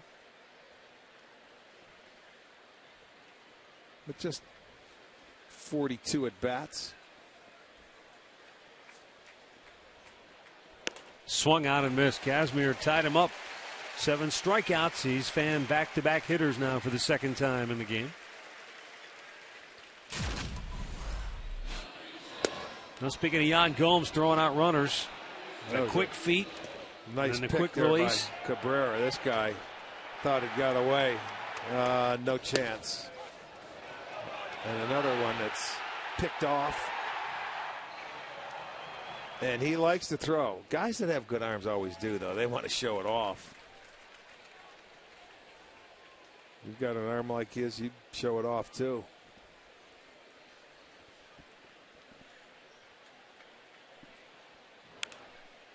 I would always hear sort of backbiting criticism, never anything out front on the air publicly, about Pudge Rodriguez saying, yeah, he throws out a lot of base runners, but he calls a lot of fastballs. He won't work the off-speed pitches because he wants the fastballs to be able to throw runners out. Did you ever feel like that was warranted criticism? Not really. Now, if you don't get a chance to see a guy play every day, I mean, people may say that, and you'd hear, oh, they call fastballs because they don't want anybody to steal a base on them. Why? I mean, seriously. If everybody knows that, then you're going to start hitting those fastballs, exactly. If that's really true. I mean, I don't know. I never notice it, nor would I think so, unless you watch a guy play every day. Could you say that? Altuve goes fishing, strikes out. Gomes throws to first to end the inning. And Scott Kazmir getting stronger as the game goes along. Strikes out the side here in the sixth. The Indians with a 4-0 lead. Go to the bottom of the sixth inning, and Michael Bourne leads off, takes a strike.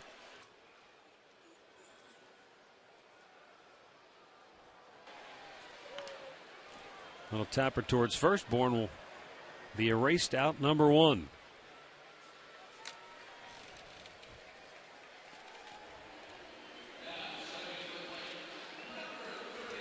That'll bring up Nick Swisher.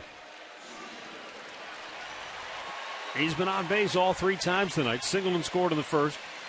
Walked in the second, walked in the fourth. 5 for 8 in the series.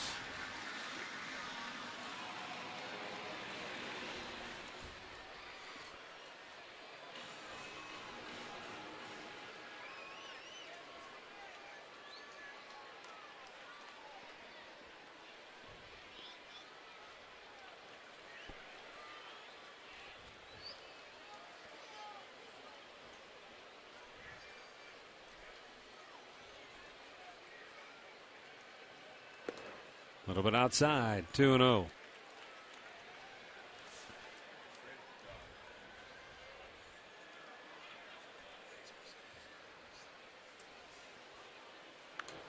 Back out of play. I'll take a break from the Cleveland winter. Spend it out with the Indians in sunny Arizona. You can choose from 3 great packages. Call 1-855-298-5444. Bounce to second base. Altuve will throw him out. 2 down here in the sixth.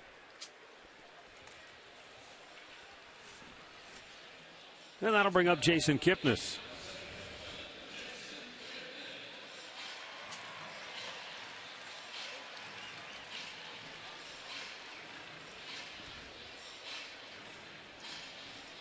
Kipnis' sac fly got the Indians on the board first tonight. The Indians looking to improve on their 62-24 record when they score first.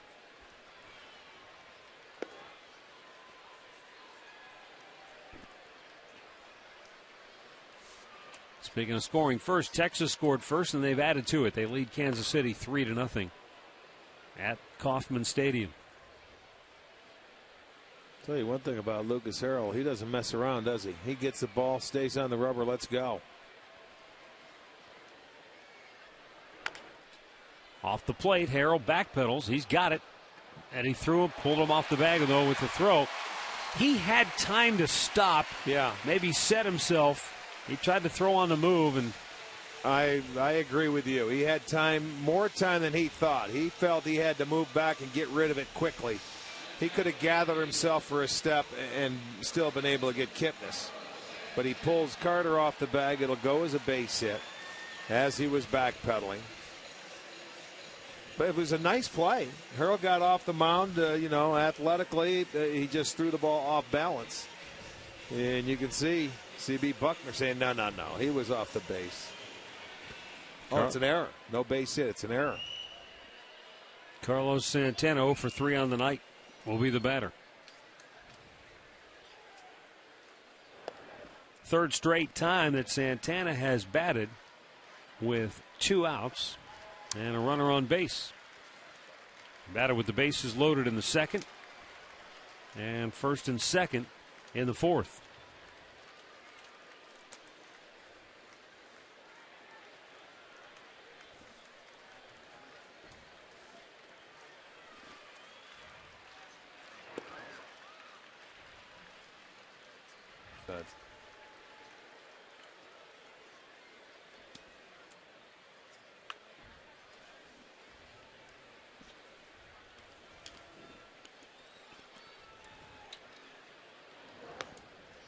pitcher gets the error there. Yes, correct.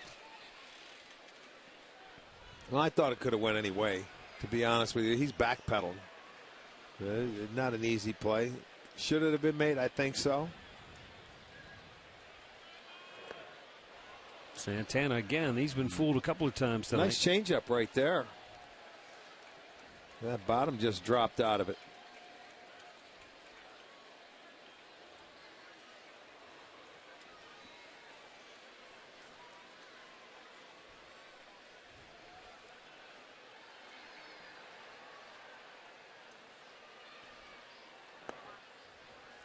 Two balls and two strikes.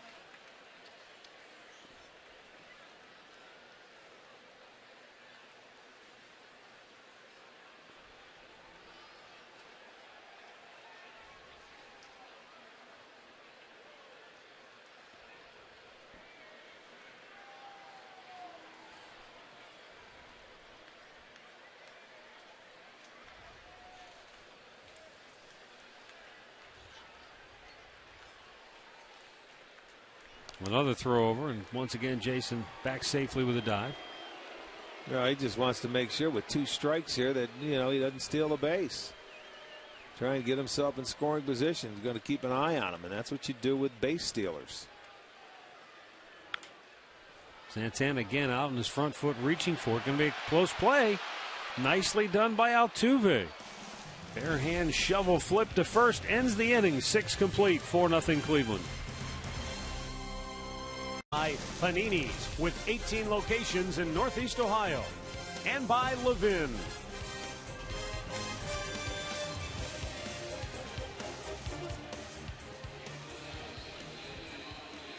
And as you look in at Progressive Field on this Saturday evening, from our Panini Cam, brought to you by Panini's Bar and Grill. Scott Kazmir blanking the Astros through 6. He's given up 2 hits in the game. Yeah, he's been outstanding, and it's been 15 out of the last 16 of his pitches have been in the strike zone, and only one runner has reached second base. Breaking ball back in for a strike. It's 0-2.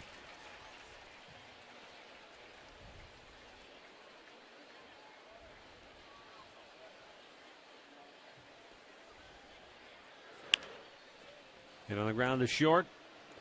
And it's Dribble Cabrera. Throws him out. 1 down. Well, as promised earlier, it's Miller time. Brought to you by Miller Lite.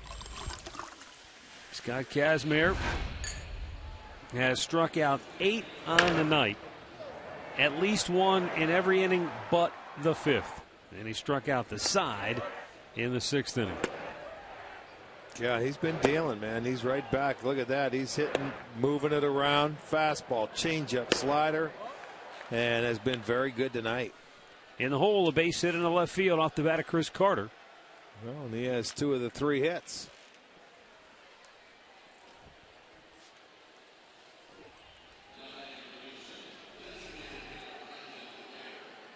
Just a fastball, and Carter went out, pulled it through the hole.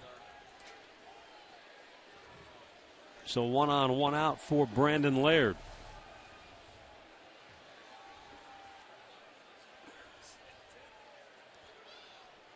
Chris Carter is the only Astro to reach second base tonight. And that came after a walk with 2 outs in the 5th inning.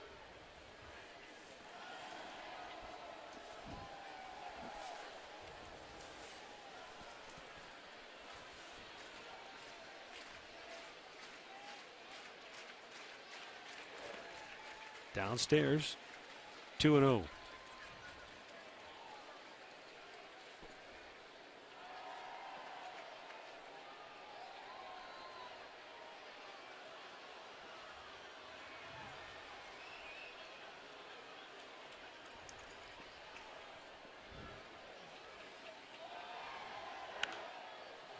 Back out of play. 2 balls and a strike.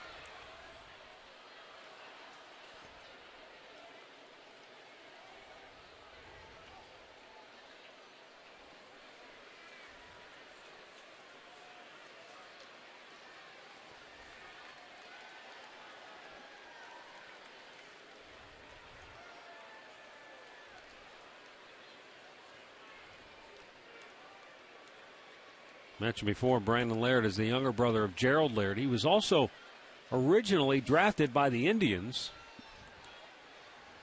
out of high school. Back in 2005, the Indians made him a 27th round pick, but he decided to go to college instead. And wind up. And it's interesting. 2 years later, he was a 27th round pick again. Wow. You know, a lot of times when you go back, you improve your draft status. Right. He still ended up in the same round, but he was selected by the Yankees and then ultimately signed. That's out of play.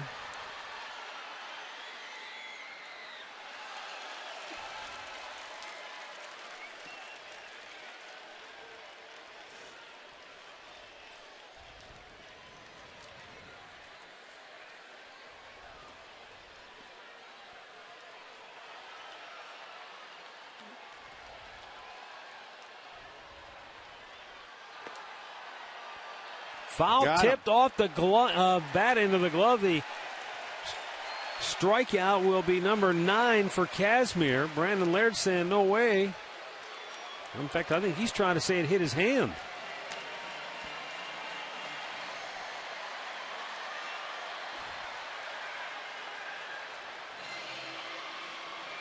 They're saying it hit his hand. Jordan Baker saying it hit the bat. Tough to win that argument once the umpire makes his decision. Now, is he saying he swung at the ball, right? No, I think he's saying it just glanced off the bat. And it's a foul. Hit the bat. The knob. He's saying it hit the knob of the bat. And then he took his hand off, and now they'll go get some help, and they'll ask the other umpires. You know, that might that's hard to tell. You can see it hit the finger, but you know, from where he's standing, does it hit the finger? Does it hit the knob? How do you tell? I don't know. You don't tell. I mean, as fast as that's moving, that's almost impossible. He's out. He's out. They can't. Not going to make the change. And if it did, it just nicked it, because that bottom hand may be off the end of that bat there. So maybe it did just deflect. Look, he's looking at his finger. Well, you can see on the replay, it definitely moves his finger. Oh, yeah, it sure did. It sure did. It clipped his finger, might have caught the edge of the knob on the bat. I don't know.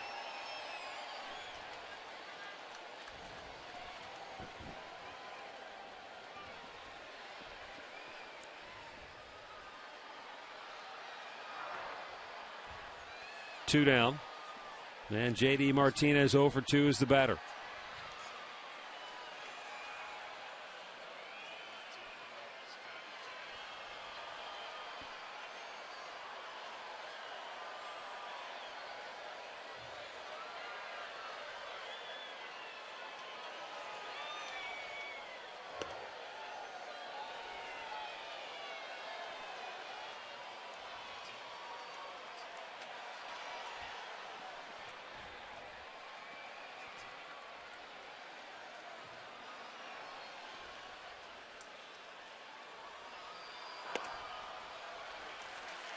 Two balls and a strike.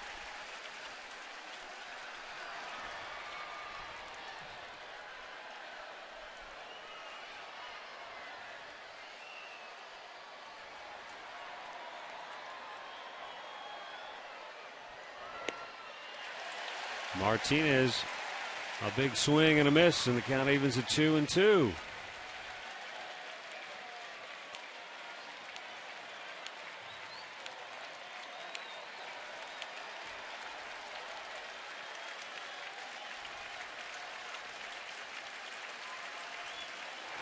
Whoa. Swung on and missed. Look at the bat all the way down beyond the end of the dugout. The inning is over as Scott Kazmir has rung up 10 Houston Astros batters on the night. Time now for the 7th inning stretch, brought to you by Spitzer Auto World. Life is hard. Buying a car shouldn't be.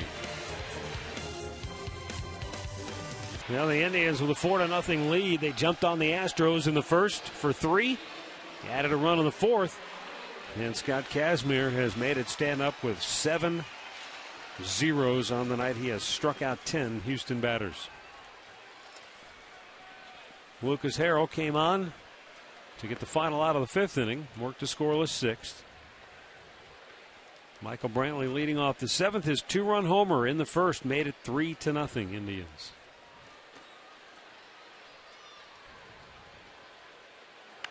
Out of play, or I should say foul, third base side. Well, you only have 1 day left. Bring the whole family out for the last Kids Fun Day of the year, sponsored by Cleveland Clinic.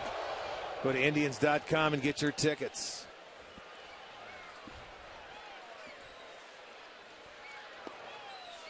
And a strike is called. 1-2 the count.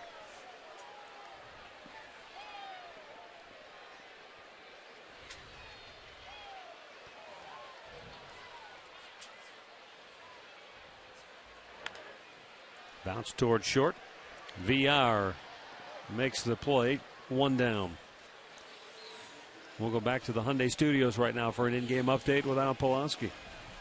Matt, Rick, we found the definition of a seeing eye single. Adrian Beltre provides it here for Texas against the Royals. Off of Guthrie, through a couple of players, scores a run. Rangers are up 3-0 now on Kansas City. Matt Garza, a one-hit shutout into the fourth inning. Matt? All right, thanks, Al.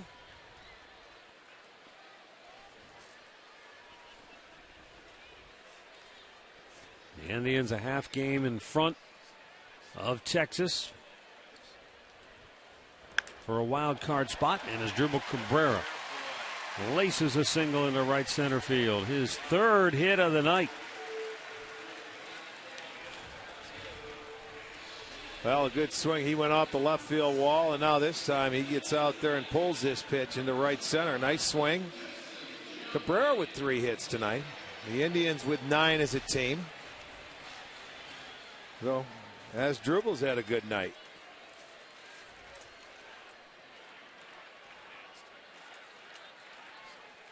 The batting average hasn't reflected it, but Cabrera has swung the bat much better here in the month of September. I mean, he's hit 5 home runs and 14 runs batted in. Need him to hit in this ballpark. This is where he's had his problems. Yeah, he's below 200 at home this year. But a 3-hit night will help to finish it up get strong. That going. Yeah. There's 3 games left after tonight in this ballpark.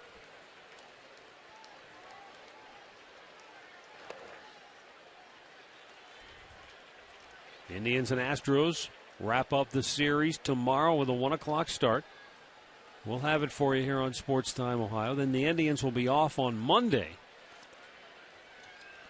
And they welcome the White Sox in for a 2-game series to wrap up the homestand Tuesday and Wednesday. On the wild pitch, Cabrera alertly bolts down to second base.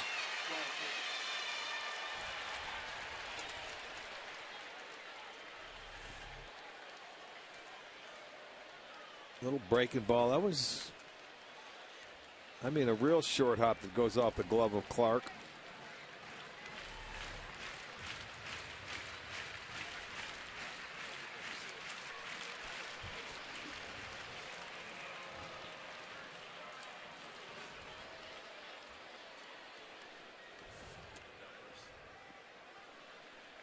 Lucas Harrell talking it over with Cody Clark.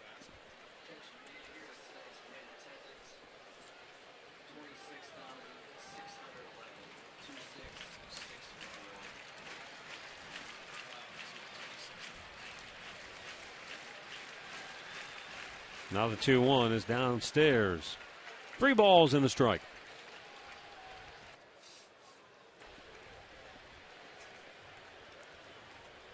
Giambi, a couple of strikeouts on the night, but looking to deliver here. Add to the Indians' lead. He'll take ball 4. And the Tribe has 2 on with 1 out for Yan Gomes. Tomorrow night, all bets are off with Bruce Drennan. Kicks off our prime time lineup at 7. He'll cover the Browns game against Minnesota. Talk about the Indians and their push for the playoffs. Then the Golf Zone with Jimmy Hanlon at 9. Plus then Browns overtime at 10. It's all tomorrow night here on Sports Time Ohio. Jose Ramirez comes into the ball game now as a pinch runner for Giambi.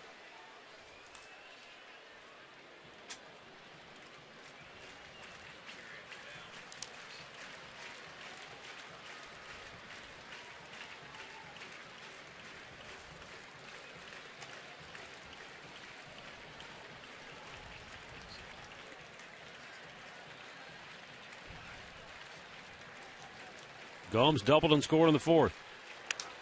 Breaks his bat, lines it just over the head of Altuve. Cabrera got a late break. He'll have to stop at third, and the bases are loaded. He got a late break because it looked like Altuve might just catch that ball.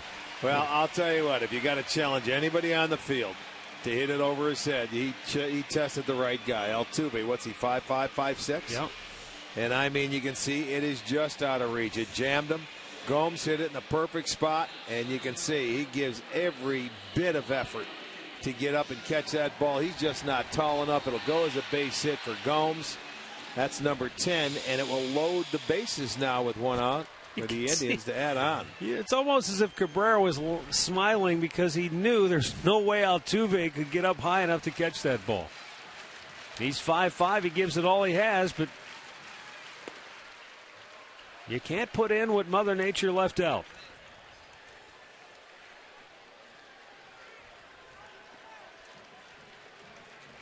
Lonnie Chisenhall 1 for 3 on the night.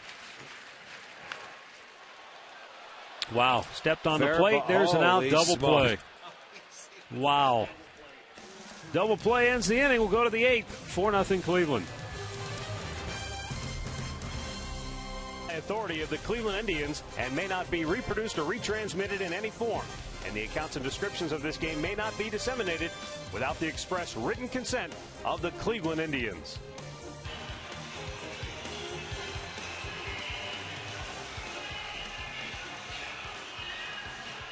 Indians with a 4-0 lead as we go to the 8th inning. Stay tuned for Indians Live, brought to you by Conrad's Tire Express and Total Car Care. It's coming up immediately following the ball game here on Sports Time Ohio. Scott Kazmir will start the 8th inning. 96 pitches on the night. And activity in the Tribe bullpen, but Kazmir has been the very definition of free and easy here tonight. Only one runner has reached second base. Yeah, He's only had 4 base runners total. Yeah, unfortunately, he had that walk. It would have been another game for him of at least 10 strikeouts and no walks. But this one is hit right into the gap and plugged the gap. L.J. Hose into second base with a leadoff double. So Hose been on base twice. And that's going to be it. Terry Francona probably figure I'll let Kazmir go out there, and if he can get through the inning, fine. If he gets in any trouble, we're going to go to the bullpen. And he will go to the pen with a 4-0 lead. And Kazmir will get a nice ovation from a crowd of 26,611 here tonight. Nice game. And today's Cleveland Clinic call to the bullpen will be for right-hander Cody Allen. The right-hander makes his entrance. He'll be on when we come back. Playoff tickets will go on sale to the public. That'll be Monday. And you don't want to be left out of postseason action right here at Progressive Field. So just log on to Indians.com/postseason and you can get more information. Cody Allen will be coming on now here in the 8th inning, making his 72nd appearance. 6-1 at 2.59 ERA. He's got Brandon Barnes, who is 0 for 2 on the night.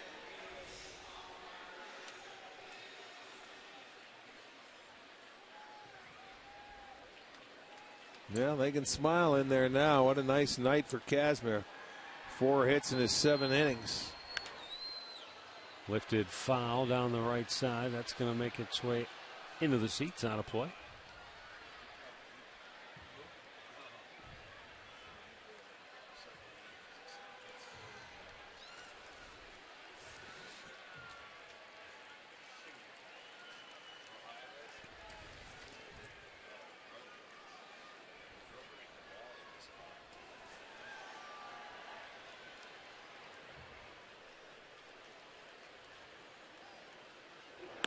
Upstairs.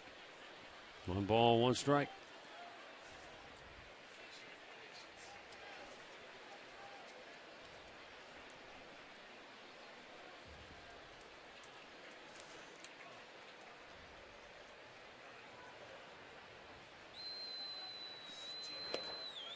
Just missed. Try to go at the knees, outside corner.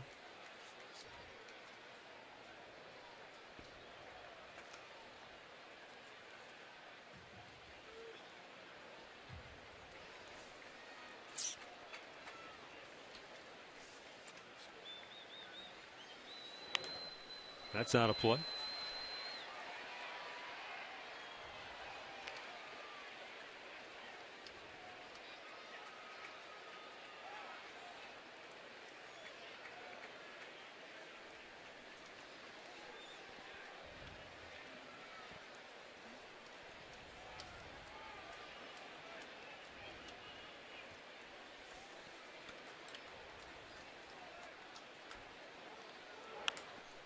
Line on a short hop to Kipnis, who checks the runner at second base and throws out Barnes. One down.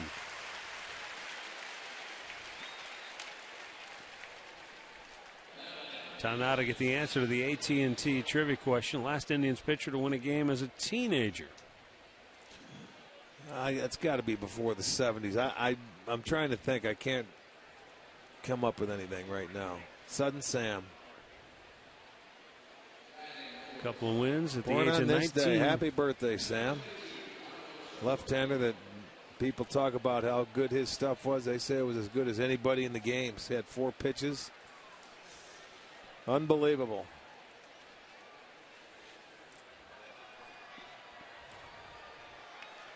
Carlos Corcoran will bat for Cody Clark.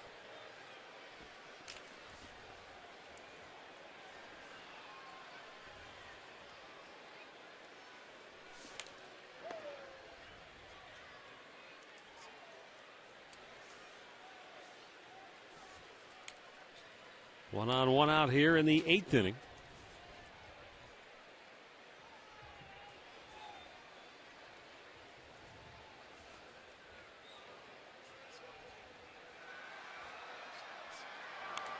Fouled back.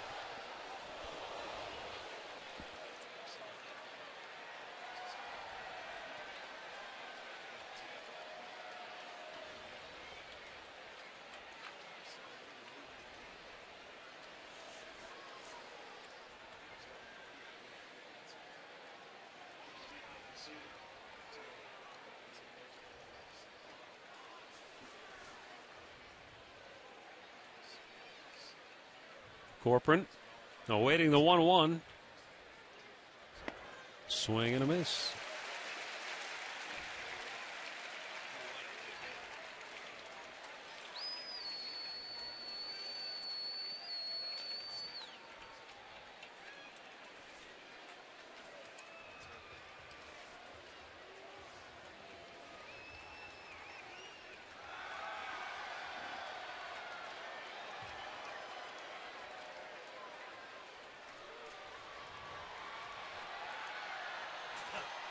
Now the 1-2. Swing and a miss. He strikes him out. Cody Allen registers the 11th strikeout of the game for the Indians, after Kazmir struck 10. Jonathan Villar involved in one of the most embarrassing plays of the year when he slid head first into the backside of Brandon Phillips. Think about this. When's the last time you've seen a guy make a tag like that and just leave the glove? You know, he doesn't know it. He's going down. He's trying to slide up. He figures Phillips may turn around and tag him. That poor guy. He's going to look at that video for the rest of his life. Brandon Phillips joked afterwards about having buns of steel. But have you ever seen a guy tag like that? No. I mean, seriously, get the ball and then put it between his legs. I thought, when I read about it and read Phillips' description before I saw the play, I thought it was so bang that was literally the only reaction he had. But when you watch it, he had time to turn around. Sure he did. He never did. He just kept it right there. Then again, I don't know that he expected that to happen either. No. That was just a weird play all the way around.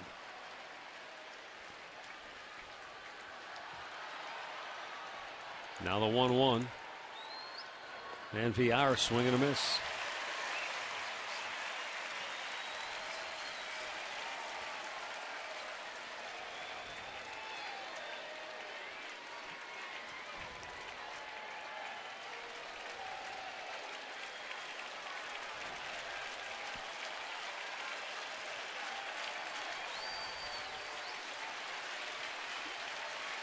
Now the 1-2. Cody Allen strikes him out. A dozen Ks for the Indians pitching staff here tonight, and they maintain a 4-0 lead.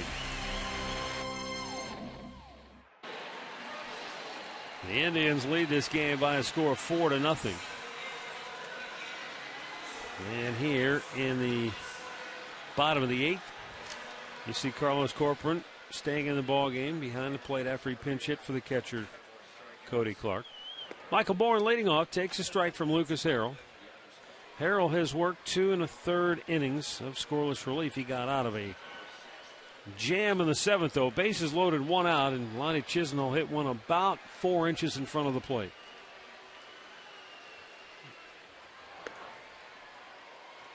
And at that time, Cody Clark was the catcher. He'll never have an easier double play than that one in his life.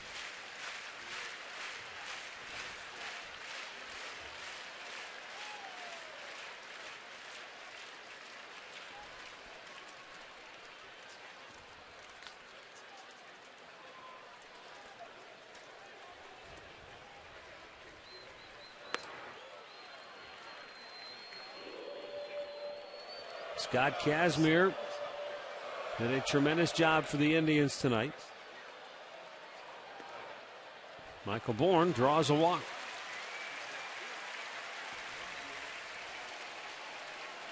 In-game box score brought to you by your local Hyundai dealers. Michael Bourne got it started tonight. A leadoff double in the first. Then a single by Nick Swisher. A sac fly by Kipnis. 2-out, 2-run homer by Brantley. Then Gomes led off the 4th with a double. He came home on Lonnie Chisenhall's RBI single. That's been it for the scoring tonight. Indians have had some chances to blow it open. Had left bases loaded in the 2nd, had them loaded in the 7th. Did not score in either of those instances.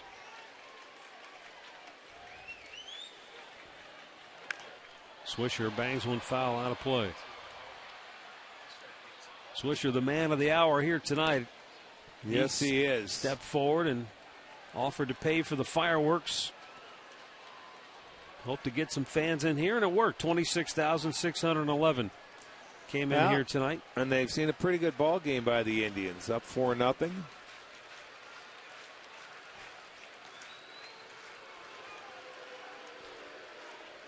Swish is 1 for 2. He walked and scored in the first. He singled and scored in the first, walked in the 2nd and 3rd.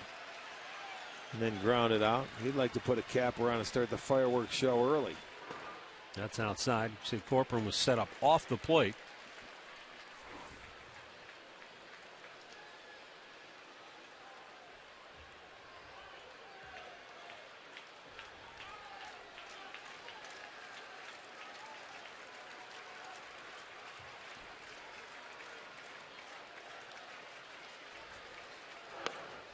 Wow. 2 balls and a strike with that fastball down and in. Ran that heater down in on his back knee.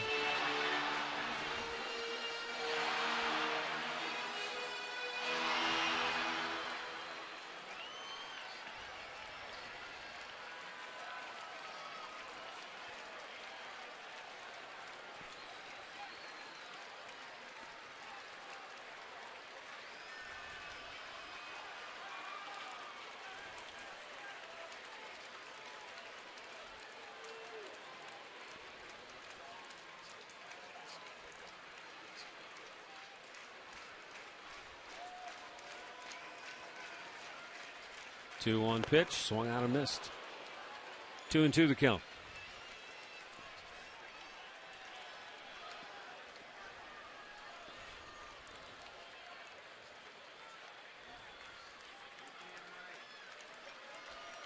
Harrell, since coming into the game, has thrown 20 balls, 20 strikes.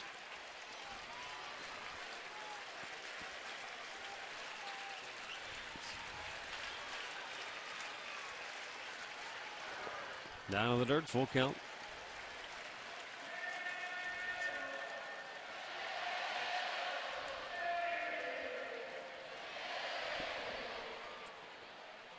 Joe Smith, Matt Albers getting loose for the Tribe.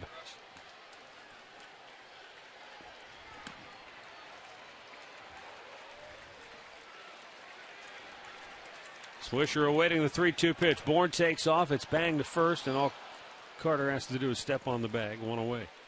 Bourne in the scoring position. And up comes Jason Kipnis.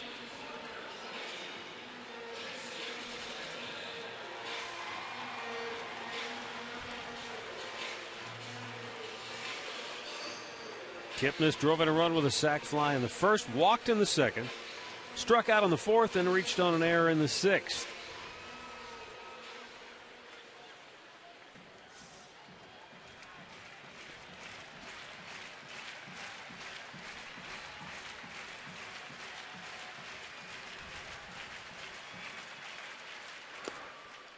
And he takes a strike.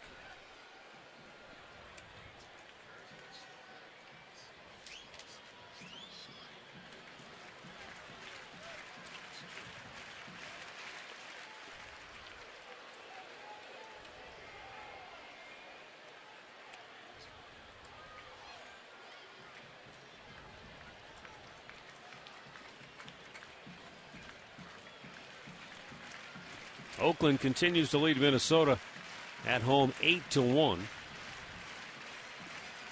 Texas leads Kansas City 3-0. They're in the sixth at Kauffman Stadium. So if those scores hold up, Oakland could clinch the American League West with a win tomorrow. That's all they would need to do at that point.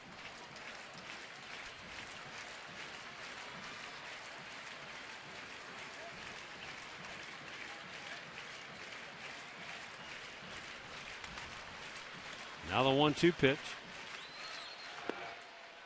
Got him looking. 2 down in the inning.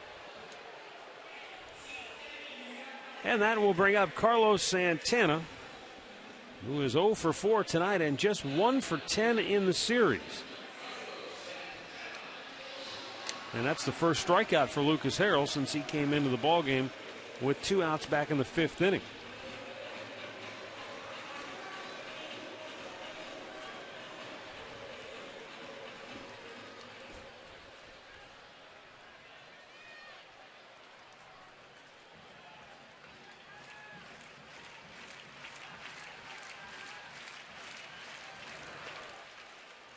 The Indians, if they hang on here, and if Texas hangs on in Kansas City, then the Indians will stay a half game in front of the Rangers. That half game will go away on Monday when the Indians are off, and the Rangers will be in action.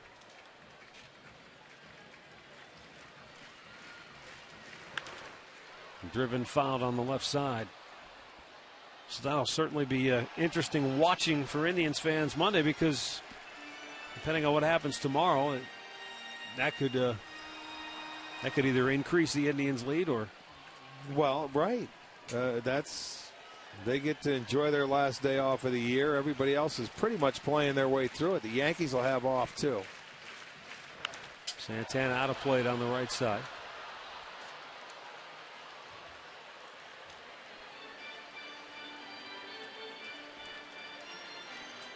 Yeah, the Yankees tattooed San Francisco earlier today. Giants really limping to the finish line. The defending world champions well below 500. Bounce to first. Easy play for Carter. And the inning is over. We'll go to the ninth. Cleveland 4, Houston nothing. Is live, brought to you by Conrad's Tire Express and Total Car Care. It's coming up next here on Sports Time Ohio.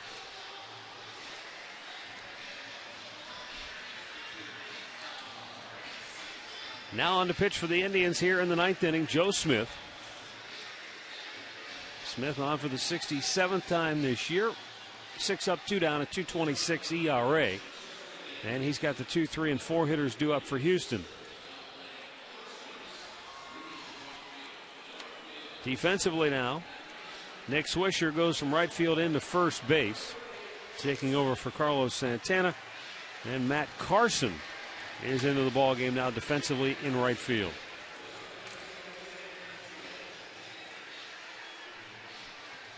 And Smitty trying to close it out. Finish three it in a off. row. Finish it Yeah. off. Yeah, not close it off, but finish it off. The Indians have played awfully well this year against the Western Division. They're looking to go 24-8 against the West. Jose Altuve fouls one off of his front foot.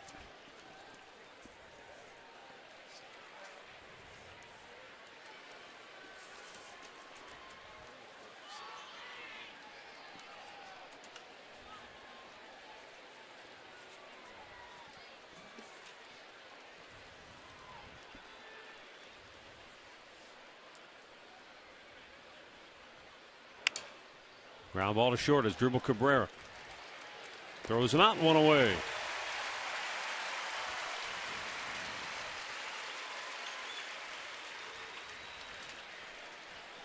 Revisiting our keys to the game from Akron Children's Hospital. Well, the Indians' offense jumped out to the early lead. They haven't been able to really get anything going since then. They did add a run in the fourth, but they jumped on them early, and Scott Kazmir made it stand up, and he did get deeper into the ballgame after his previous two outings. He went just 5 innings and 4 innings the time before that. Tonight, very good.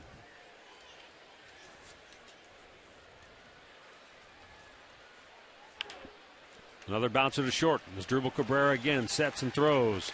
2 down.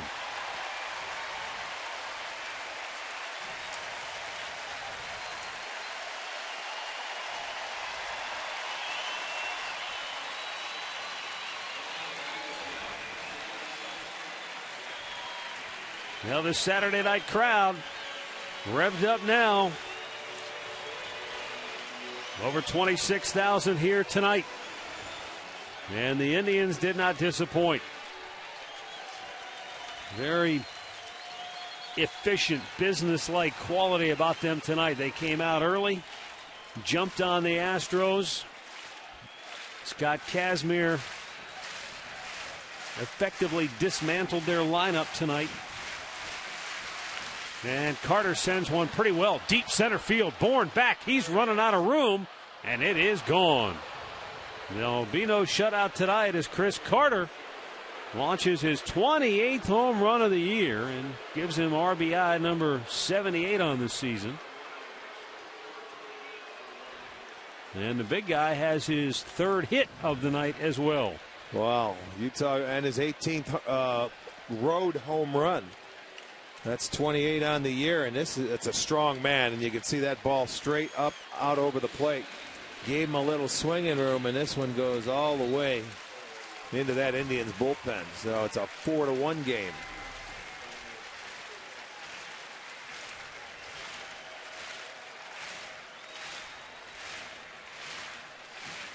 So now 4-1 Indians lead with 2 down. Brandon Laird 0 for 3 tonight.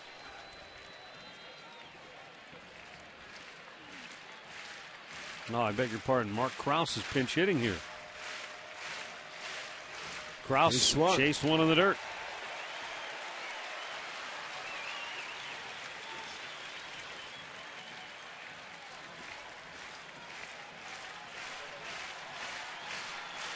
Mark Krause, Ohio born and bred, played at Ohio University.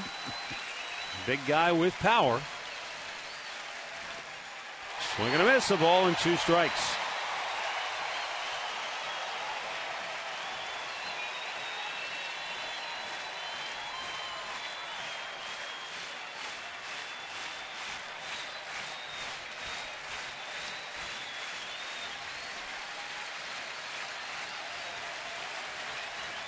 Did he go?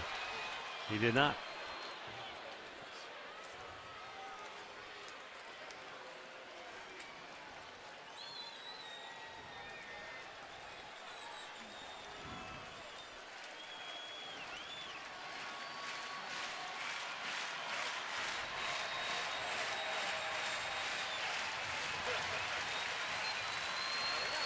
Smith ready, 2-2 pitch. Whoa, just a little bit outside, and the count is now full at 3-2.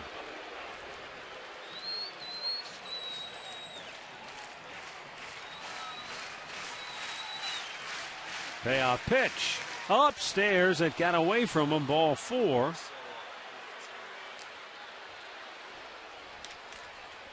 And that will bring up J.D. Martinez.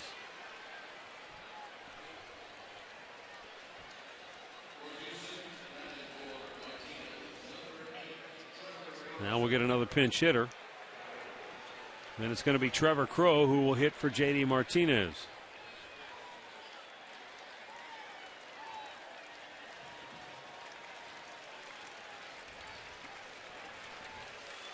Crowe, you see a .230 average on the year. As a pinch hitter, he's 0 for 4.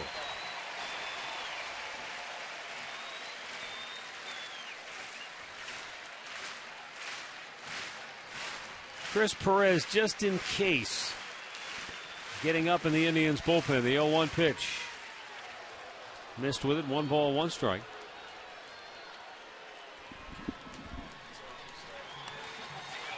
Texas continues to lead Kansas City 3-0. They're in the 6th at Kauffman Stadium.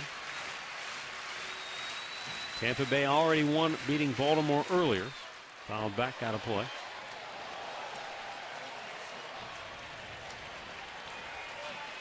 The Indians started the night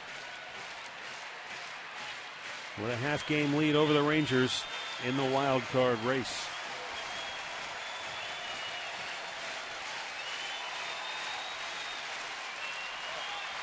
A ball and 2 strikes with the runner at first and 2 down in the 9th. Ground ball to first. Swisher takes it. And the Indians go to a season high. 15 games over 500. They're now 85-70 on the year. They've won 8 out of 10. And they maintain their stranglehold on one of the 2 American